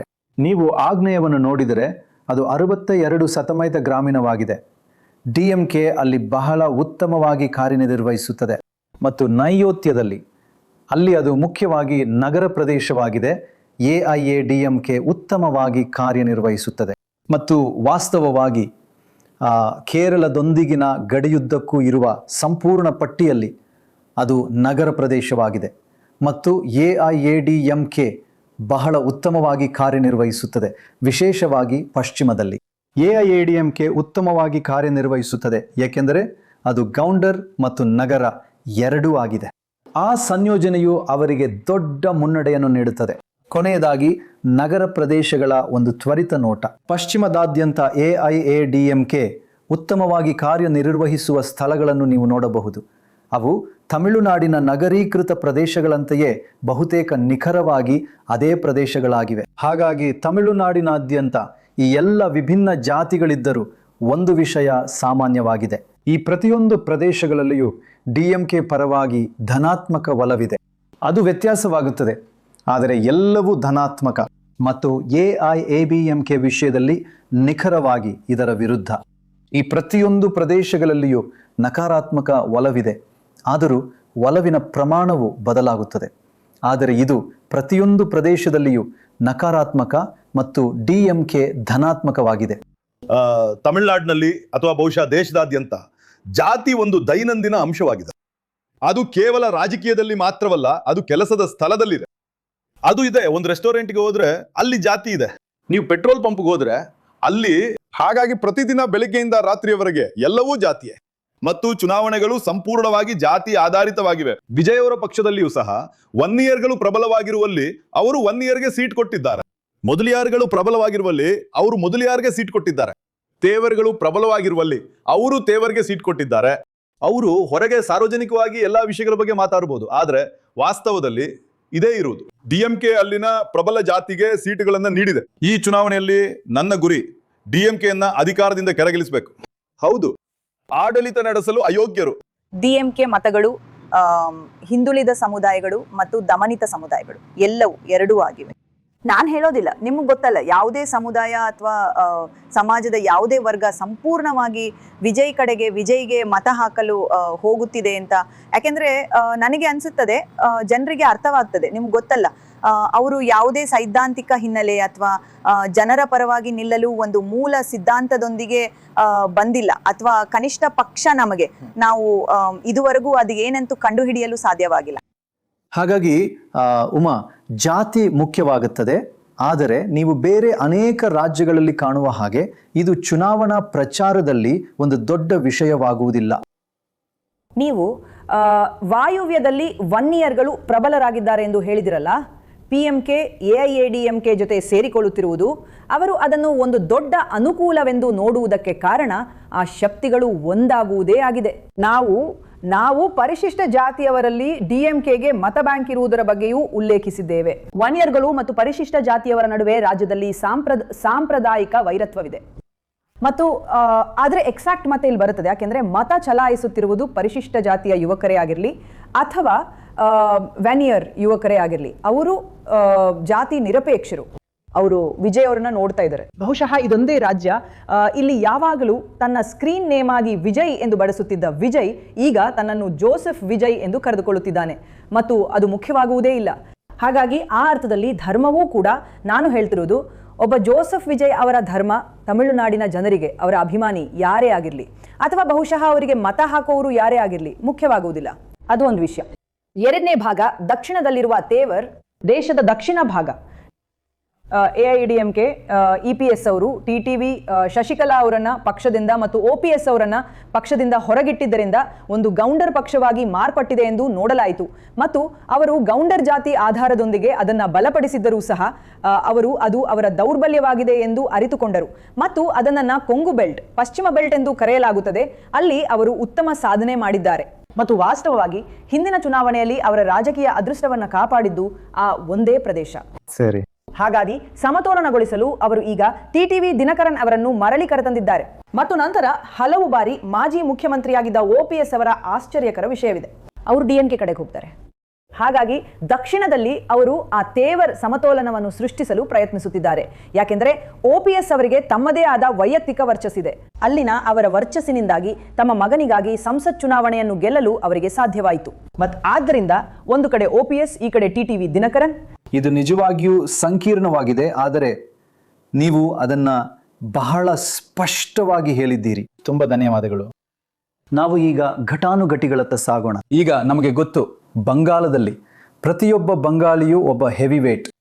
ಇಲ್ಲಿ ಸೂಪರ್ ಹೆವಿ ವೇಟ್ಗಳು ಕೂಡ ಇದ್ದಾರೆ. ನನ್ನ ಪ್ರಕಾರ ಸ್ಟಾರ್ಗಳಲ್ಲೇ ಸ್ಟಾರ್ಗಳು. 2 ದೊಡ್ಡ ಮೈತ್ರಿಕೂಟಗಳು, ಅದರಲ್ಲಿ ಒಟ್ಟು 26 ಪಕ್ಷಗಳಿವೆ. ಹಾಗಾಗಿ ಅವೆಲ್ಲವನ್ನು ಪರಿಶೀಲಿಸುವ ಬದಲು ನಾವು ಏನು ಮಾಡುತ್ತೇವೆಂದರೆ, ನಾವು ಕೇವಲ ಆ ಪಕ್ಷಗಳನ್ನು ತೆಗೆದುಕೊಳ್ಳುತ್ತೇವೆ. ದಯವಿಟ್ಟು ಅವೆಲ್ಲವನ್ನು ಪರಿಶೀಲಿಸಿ. ಕನಿಷ್ಠ 10 ಸೀಟುಗಳನ್ನು ಹೊಂದಿರುವ ಮತ್ತು ದೊಡ್ಡವರನ್ನು ಹೊರತುಪಡಿಸಿ ಅವುಗಳಲ್ಲಿ ಪ್ರತಿಯೊಂದರಿಂದ ಒಬ್ಬ ವ್ಯಕ್ತಿಯನ್ನು ತೆಗೆದುಕೊಳ್ಳುತ್ತೇವೆ. ಹಾಗಾದರೆ AIADMKಯೊಂದಿಗೆ ಪ್ರಾರಂಭಿಸೋಣ. AIADMKಯ ಪ್ರಮುಖ ಮಿತ್ರ ಪಕ್ಷಗಳಲ್ಲಿ ಒಂದು PMK. PMK 18 ಸೀಟುಗಳಲ್ಲಿ ಸ್ಪರ್ಧಿಸುತ್ತಿದೆ. ಅದು ಒಂದು ವನ್ನಿಯಾರ್ ಪಕ್ಷ. ಪ್ರಸ್ತುತ ಅಧ್ಯಕ್ಷರು ಡಾಕ್ಟರ್ ಅನ್ಬುಮನಿ ರಾಮದಾಸ್. ಅವರು ಲೋಕಸಭಾ ಸಂಸದ, ರಾಜ್ಯಸಭಾ ಸಂಸದ ಮತ್ತು ಆರೋಗ್ಯ ಸಚಿವರೂ ಆಗಿದ್ದರು.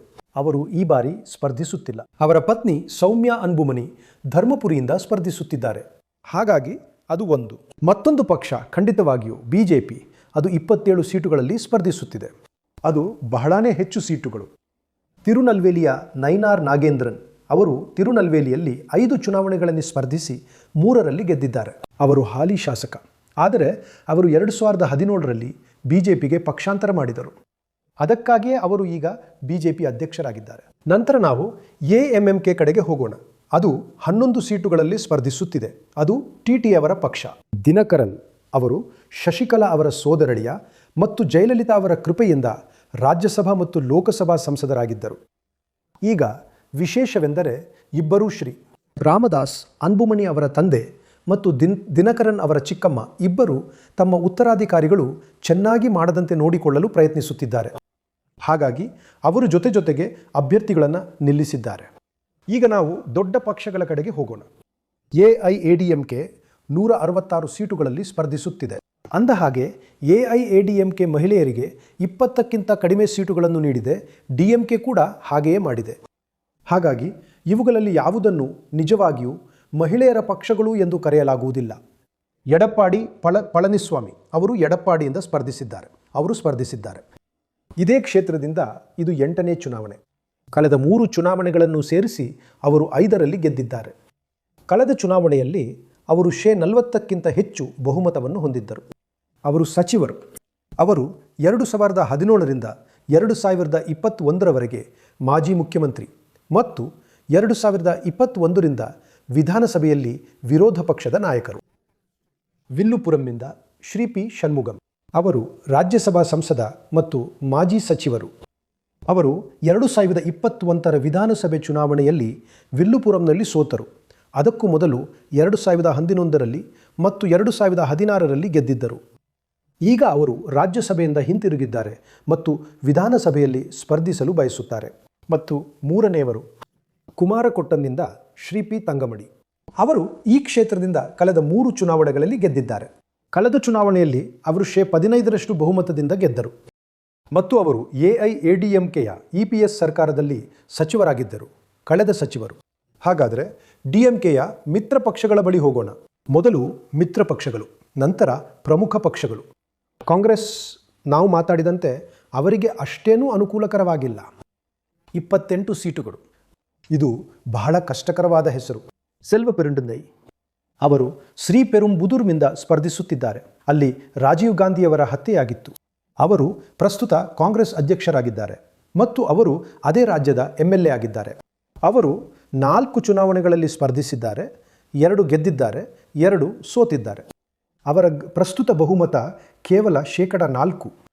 ಕೊನೆಗೆ ಕ್ಯಾಪ್ಟನ್ ಅವರ ಪಕ್ಷ DMDK ಅವರಿಗೆ 10 ಸೀಟುಗಳು ಸಿಕ್ಕಿವೆ ಮತ್ತು ಅವರ ಪತ್ನಿ ಪ್ರೇಮಲತಾ ವಿಜಯಕಾಂತ್ ಅವರು ವಿರುಧಾಚಲಂನಿಂದ ಸ್ಪರ್ಧಿಸುತ್ತಿದ್ದಾರೆ. ಅವರು ಕ್ಯಾಪ್ಟನ್ ಅವರ ವಿಧವೆ ಮತ್ತು ಇದು ಚುನಾವಣಾ ರಾಜಕೀಯಕ್ಕೆ ಅವರ ಮೊದಲ ಪ್ರವೇಶ. ಈಗ ಮತ್ತೆ ದೊಡ್ಡ ಪಕ್ಷ ದ DMK.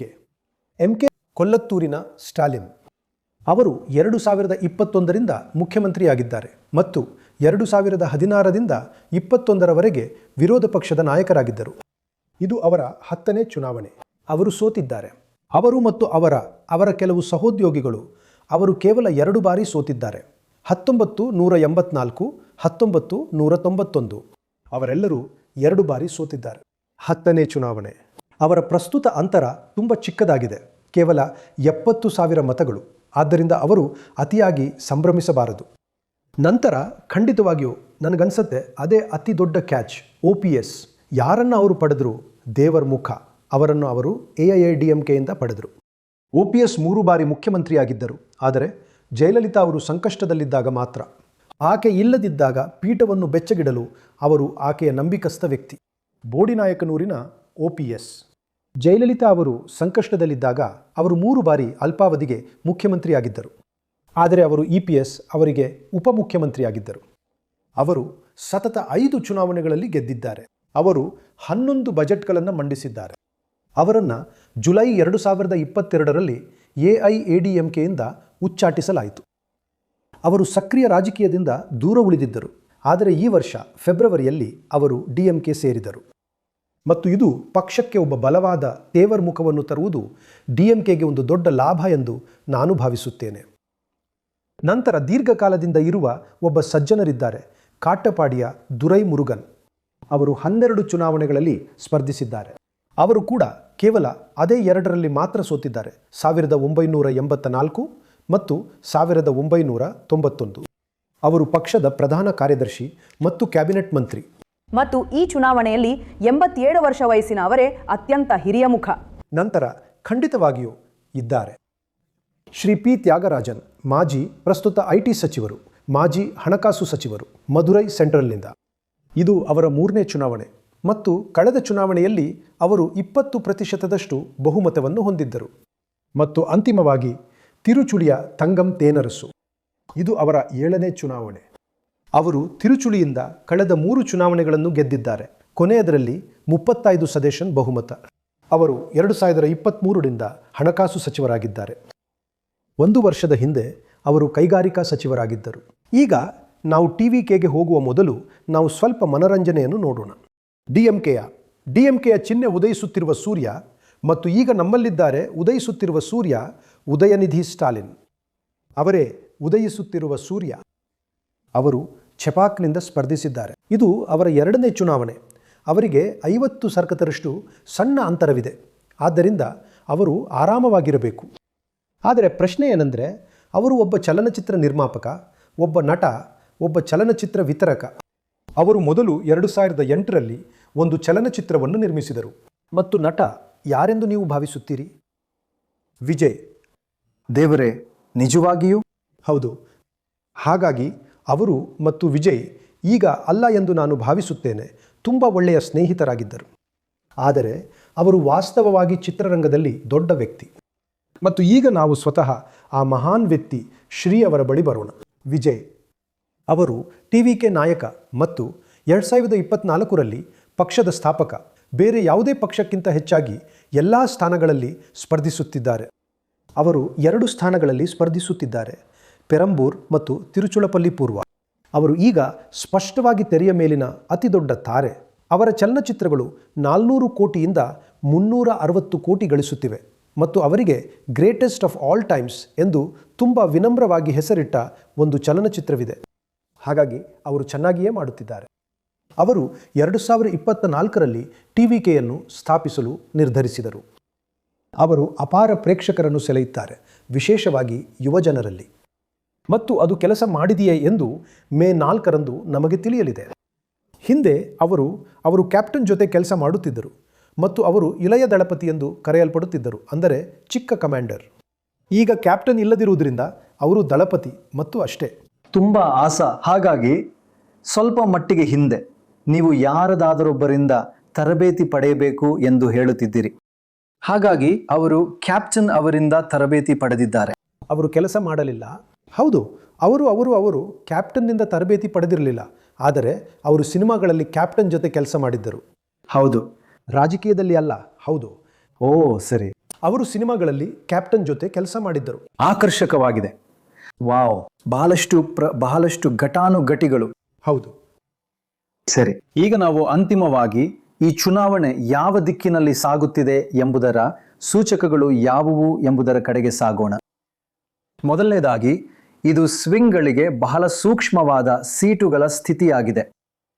DMK ವಿರುದ್ಧ 3% ಸಣ್ಣ ಸ್ವಿಂಗ್ ಮತ್ತು ಅವರು ಈ ಚುನಾವಣೆಯನ್ನ ಕಳೆದುಕೊಳ್ಳಬಹುದು. ಅದು ಅಷ್ಟು ಸೂಕ್ಷ್ಮವಾಗಿದೆ. ಇತರ ಸೂಚಕಗಳು ಯಾವುವು? ಅವುಗಳಲ್ಲಿ ಒಂದು ಉಪಚುನಾವಣೆಗಳು. ಉಪಚುನಾವಣೆಗಳಲ್ಲಿ DMK ಎಷ್ಟು ಉತ್ತಮವಾಗಿ ಕಾರ್ಯನಿರ್ವಹಿಸುತ್ತಿದೆ ಎಂಬುದನ್ನು ನೋಡಿ. 3 ಉಪಚುನಾವಣೆಗಳು ನಡೆದಿವೆ ಮತ್ತು ಅವುಗಳಲ್ಲಿ DMK ಕಡೆಗಿನ ಸ್ವಿಂಗ್ ಪ್ಲಸ್ 14% ಮತ್ತು ಈ 3 ಉಪಚುನಾವಣೆಗಳಲ್ಲಿ ADMK ವಿರುದ್ಧದ ಸ್ವಿಂಗ್ ಮೈನಸ್ 10% ಅದು AIADMKಗೆ ಸ್ವಲ್ಪ ಚಿಂತಾಜನಕ ಸೂಚಕವಾಗಿರುತ್ತದೆ. AIADMKಗೆ ಚಿಂತೆಗೀಡು ಮಾಡುವ ಮತ್ತೊಂದು ಅಂಶವೆಂದರೆ ಸ್ಥಳೀಯ ಸಂಸ್ಥೆಗಳ ಚುನಾವಣೆಗಳು. DMK 2022ರಲ್ಲಿ ನಡೆದ ಸ್ಥಳೀಯ ಸಂಸ್ಥೆಗಳ ಚುನಾವಣೆಗಳನ್ನು ಅಕ್ಷರಶಃ ಗುಡಿಸಿ ಹಾಕಿತು. ಅವರು ಮುನಿಸಿಪಲ್ ಕಾರ್ಪೊರೇಷನ್ ಅಲ್ಲಿ ಸುಮಾರು 5 ಪಟ್ಟು ಹೆಚ್ಚು, ಮುನಿಸಿಪಾಲಿಟಿಯಲ್ಲಿ 3 ಪಟ್ಟು, 3ರಿಂದ 4 ಪಟ್ಟು ಹೆಚ್ಚು ಮತ್ತು ಟೌನ್ ಪಂಚಾಯತ್ಗಳಲ್ಲಿ AIADMK BJP ಎರಡೂ ಸೇರಿರುವುದಕ್ಕಿಂತ ಸುಮಾರು 3 ಪಟ್ಟು ಹೆಚ್ಚು ಗಳಿಸಿದರು. ಹಾಗಾಗಿ ಇದು DMK ಸಂತೋಷ ಪಡುವ ಮತ್ತೊಂದು ಸಂಕೇತವಾಗಿದೆ ಮತ್ತು AIADMK ಚಿಂತೆಗೀಡಾಗಬಹುದು. ಆದರೆ ಅದು 4 ವರ್ಷಗಳ ಹಿಂದೆ ಆಗಿತ್ತು. ಹಾಗಾಗಿ 4 ವರ್ಷಗಳಲ್ಲಿ ವಿಷಯಗಳು ಬದಲಾಗುತ್ತವೆ. ಅಂತಿಮವಾಗಿ, ಇತ್ತೀಚಿನ ಲೋಕಸಭಾ ಚುನಾವಣೆಗಳ ಸೂಚಕಗಳ ಬಗ್ಗೆ ಏನು ಹೇಳಬಹುದು ಅದನ್ನ ಒಮ್ಮೆ ನೋಡಿ. AIADMK ವಾಸ್ತವವಾಗಿ ತೀವ್ರವಾಗಿ ಕುಸಿಯಿತು ಮತ್ತು BJP ತೀವ್ರವಾಗಿ ಏರಿಕೆ ಕಂಡಿತು.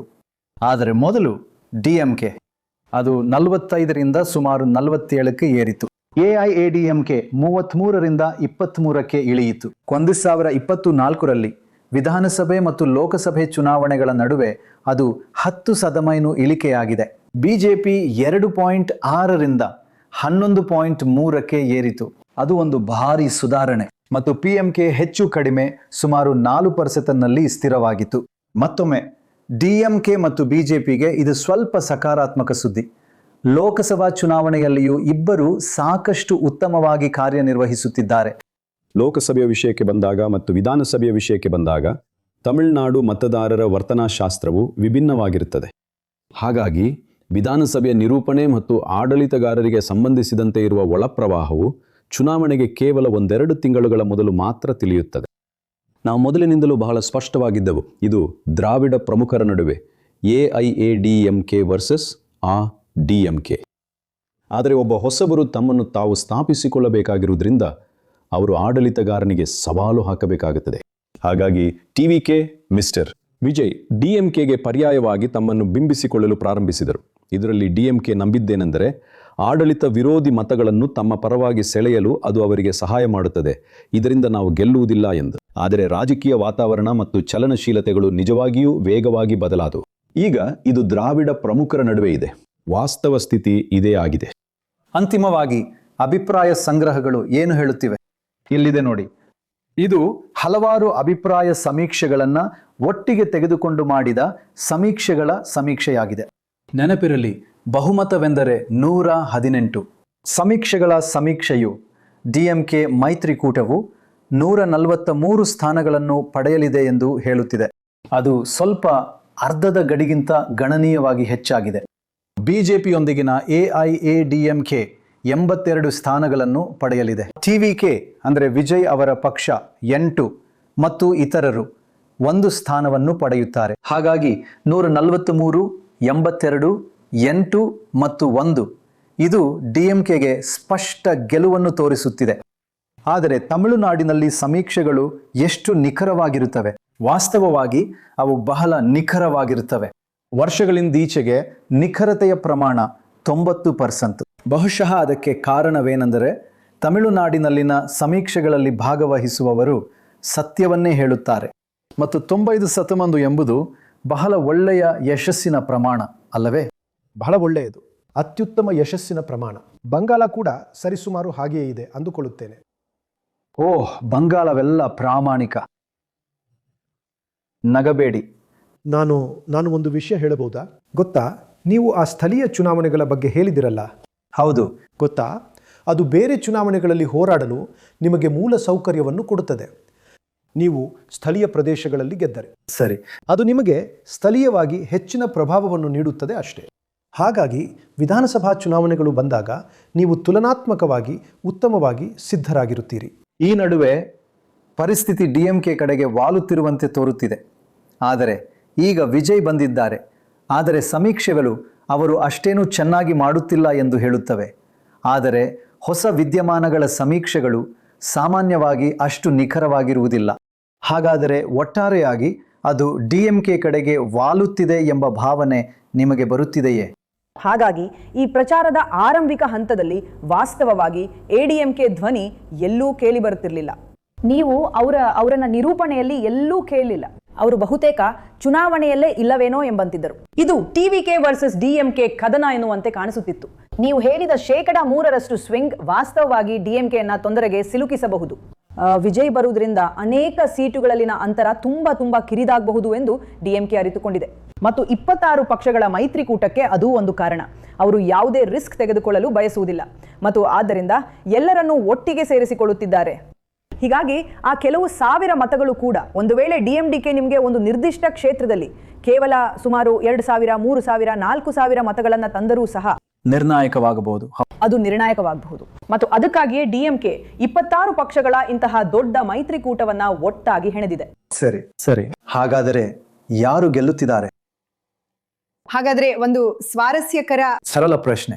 ವಿಜಯ್ ಬಗ್ಗೆ ಒಂದು ಸ್ವಾರಸ್ಯಕರ ವಿಷಯ ನಾನು ಎಲ್ಲೋ ಓದಿದ್ದು ಏನಂದ್ರೆ, ಅವರ ತಂದೆ ಅವರನ್ನು ಶಾಲೆಗೆ ಸೇರಿಸಲು ಹೋದಾಗ ಅವರು ಯಾವುದೇ ಜಾತಿ ಅಥವಾ ಧರ್ಮವನ್ನು ನಮೂದಿಸದೆ ಕೇವಲ ಅವರು ಒಬ್ಬ ತಮಿಳಿಗ ಎಂದು ಹೇಳಿದರು. ಹಾಗಾಗಿ ವಿಜಯ್ ಎಂದಿಗೂ ತಮ್ಮ ಸಿನಿಮಾಗಳಲ್ಲೂ ಅವರು ಯಾವಾಗಲೂ ವಿಜಯ್ ಆಗಿದ್ದರೆ ಹೊರತು ಜೋಸೆಫ್ ವಿಜಯ್ ಆಗಿರಲಿಲ್ಲ. ತಮ್ಮ ಪ್ರಚಾರವನ್ನ ಪ್ರಾರಂಭಿಸಿದ ನಂತರ ಈಗ ಅವರು ಹಾಗೆ ಆಗಿದ್ದಾರೆ. ಆದರೆ ಇನ್ನೊಂದು ಸ್ವಾರಸ್ಯಕರ ವಿಷಯವೆಂದರೆ ಅವರು ಈ ಚುನಾವಣೆಯಲ್ಲಿ ಏಕಾಂಗಿಯಾಗಿ ಸ್ಪರ್ಧಿಸುವುದಾಗಿ ಘೋಷಿಸಿದಾಗ ಆ ಘೋಷಣೆಯನ್ನ ಇಫ್ತಾರ್ ಪಾರ್ಟಿಯಲ್ಲಿ ಮಾಡಲಾಯಿತು. ಹಾಗಾಗಿ ವಿಜಯ್ ಒಂದು ರೀತಿಯಲ್ಲಿ ಯಾವುದೇ ಧರ್ಮವಿಲ್ಲದ, ಜಾತಿ ಇಲ್ಲದ, ಯಾವುದೇ ಸಿದ್ಧಾಂತವಿಲ್ಲದ, ತಳಮಟ್ಟದ ಸಂಘಟನೆ ಇಲ್ಲದ ವ್ಯಕ್ತಿ. ಆದರೂ ಅವರು ಈ ಚುನಾವಣೆಯಲ್ಲಿ ಎಕ್ಸ್ ಫ್ಯಾಕ್ಟರ್ ಆಗಿದ್ದಾರೆ. ಸರಿ, ನಿಜವಾಗಿಯೂ ಅದ್ಭುತ. ಅದೇ ಅವರು ಅದನ್ನ ಒಂದು ಪ್ರಚಾರವಾಗಿ ಬಳಸಲು ಪ್ರಯತ್ನಿಸಿದರು. ಅವರು ನೋಡಿ, ಈ ವ್ಯಕ್ತಿ ಜೋಸೆಫ್ ವಿಜಯ್ ಎಂದು ಹೇಳಲು ಪ್ರಾರಂಭಿಸಿದರು, ಆದರೆ ಅದು ತಿರುಗುಬಾಣವಾಯಿತು. ಅವರು ವಿಜಯ್ ವಿರುದ್ಧ ಅವರ ವೈಯಕ್ತಿಕ ಜೀವನದ ಕೆಲವು ಘಟನೆಗಳನ್ನು ಬಳಸಲು ಏನೇ ಪ್ರಯತ್ನ ಪಟ್ಟಿದ್ದರೂ ಅದೆಲ್ಲವೂ ತಿರುಗುಬಾಣವಾದಂತೆ ತೋರಿತು ಮತ್ತು ಎರಡೂ ಪಕ್ಷಗಳು ಹೆಚ್ಚಾಗಿ ಅವರ ಉಲ್ಲೇಖವನ್ನು ತಪ್ಪಿಸಲು ಇದು ಒಂದು ಕಾರಣ. ಅವರು ಇನ್ನೂ ಹಾಗೆ ವರ್ತಿಸ್ತಾರೆ. ಅಂದ್ರೆ ನಾವು ಕರಣಿಮೊಳಿ ಅವರೊಂದಿಗೆ ಮಾತನಾಡಿದ್ದೇವೆ ಮತ್ತು ಅವರು ಹೇಳಿದ್ರು, ಇದು ತ್ರಿಕೋಣ ಸ್ಪರ್ಧೆಯಲ್ಲ, ನಾವು ಇದನ್ನ ಇನ್ನೂ ದ್ವಿಮುಖ ಸ್ಪರ್ಧೆ ಎಂದು ನೋಡುತ್ತೇವೆ. ಹಾಗಾದರೆ ಯಾರು ಗೆಲ್ಲುತ್ತಿದ್ದಾರೆ? ಡೋರಾಬ್, ನಿಮಗೆ ಗೊತ್ತಿದೆ ಅಥವಾ ನೀವು ಅದನ್ನ ಸಾರ್ವಜನಿಕವಾಗಿ ಹೇಳಲು ಬಯಸುತ್ತೀರಾ? ಇಲ್ಲ, ಸಾರ್ವಜನಿಕವಾಗಿ ಅಲ್ಲ. ಗೊತ್ತಾಯ್ತು. ಆದರೆ ಸಮೀಕ್ಷೆಗಳು ಸಾಮಾನ್ಯವಾಗಿ ಸರಿಯಾಗಿರುತ್ತವೆ, ನೀವು ಹೇಳುತ್ತಿದ್ದ ಹಾಗೆ. ಹಾಗಾಗಿ ಹಾಗೆಯೇ ಕಾಣುತ್ತಿದೆ. ನೋಡಿ, ನನ್ನ ಪ್ರಕಾರ ಒಮ್ಮೆ ಜಯಲಲಿತಾ ಹೋದ ಮೇಲೆ ನನ್ನ ಪ್ರಕಾರ AIADMKಯ ಕಿಚ್ಚು ಹೊರಟು ಹೋಗಿದೆ ಮತ್ತು ಅದೇ ವರ್ಚಸ್ಸಿನ ನಾಯಕನೊಬ್ಬನನ್ನು ತರಲು ಅವರಿಗೆ ಸಾಧ್ಯವಾಗಿಲ್ಲ. ನೋಡಿ, AIADMK 40ರಿಂದ 50 ವರ್ಷಗಳ ಕಾಲ ವರ್ಚಸ್ಸಿನ ಮೇಲೆ ಬದುಕುತ್ತಿದೆ ಎಂಬುದನ್ನು ಮರೆಯಬೇಡಿ. ಮೊದಲು NGR ಮತ್ತು ಜಯಲಲಿತಾ. ಹಾಗಾಗಿ ಅದು ಒಂದು ವರ್ಚಸ್ಸನ್ನು ಆಧರಿಸಿದ ಪಕ್ಷ. ಇದು ಒಂದು ಬಲವಾದ ತಮಿಳು ಪ್ರಾಬಲ್ಯದ ಪಕ್ಷ DMK. ಹಾಗಾಗಿ ಅವರಿಗೆ ಸೂಪರ್ ಸ್ಟಾರ್ಗಳಿಲ್ಲ, ವಾಸ್ತವವಾಗಿ ಯಾರೂ ಇಲ್ಲ. ಹಾಗಾಗಿ ಅದು ಸರಿ. ಹಾಗಾಗಿ ಸಂಕ್ಷಿಪ್ತವಾಗಿ ಹೇಳುವುದಾದರೆ ಇದು ಸಾಕಷ್ಟು ಜಟಿಲವಾಗಿದೆ ಎಂದು ನೀವು ನೋಡಬಹುದು. ಇಲ್ಲಿದೆ ಪ್ರಮುಖ ಸಮಸ್ಯೆಗಳ ಒಂದು ಗ್ರಾಫಿಕ್. ಮೊದಲನೆಯದು ಆಡಳಿತ ವಿರೋಧಿ ಅಲೆ, ಅದು DMKಗೆ ವಿರುದ್ಧವಾಗಿದೆ.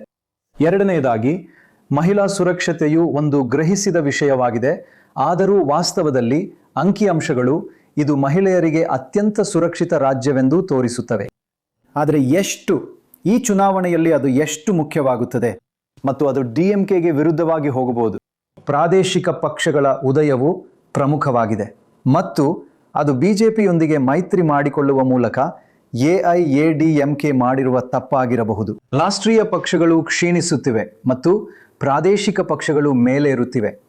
ನಂತರ ಖಂಡಿತವಾಗಿಯೂ ಈ ಅದ್ಭುತವಾದ ಹೊಸ ಅಂಶ ವಿಜಯ್, ಸೂಪರ್ ಸ್ಟಾರ್, ಬೃಹತ್ ಜನಸಂದಣಿ, ಅದು ಮತಗಳಾಗಿ ಪರಿವರ್ತನೆಯಾಗುವುದೇ ಮತ್ತು ಅದು ಆಡಳಿತ ವಿರೋಧಿ ಮತಗಳನ್ನು ಕಬಳಿಸುವುದೇ. ಅದು DMKಗೆ ಬಹಳಷ್ಟು ಸಹಾಯ ಮಾಡಬಹುದು. ಸೂಚಕಗಳು, ಉಪಚುನಾವಣೆಗಳು, ಸ್ಥಳೀಯ ಸಂಸ್ಥೆಗಳ ಚುನಾವಣೆಗಳು ಮತ್ತು ಸಮೀಕ್ಷೆಗಳು DMKಯನ್ನು ತೋರಿಸುವ ಒಲವು ಹೊಂದಿವೆ. ಮತ್ತು ಅಂತಿಮವಾಗಿ ಖಂಡಿತವಾಗಿಯೂ ಈ ಚುನಾವಣೆಯ ಕೊನೆಯ ಹಂತದಲ್ಲಿ ಡಿಲಿಮಿಟೇಷನ್ ಒಂದು ಪ್ರಮುಖ ಅಂಶವಾಗಿ ಹೊರಹೊಮ್ಮಿದೆ. ಹಾಗಾದರೆ ದೋರಾಬ್, ಇದು 50-50 ಏನೂ ಆಗಬಹುದು. ನೀವು ಹೇಳುತ್ತಿರುವುದು ಇದೇನಾ? ಎಲ್ಲವೂ ಅವಲಂಬಿಸಿದೆ, ನಮಗೆ ತಿಳಿಯುತ್ತದೆ. ಎಲ್ಲವೂ ಅವಲಂಬಿಸಿದೆ. ವೀಕ್ಷಿಸಿದ್ದಕ್ಕಾಗಿ ನಿಮಗೆ ತುಂಬ ಧನ್ಯವಾದಗಳು.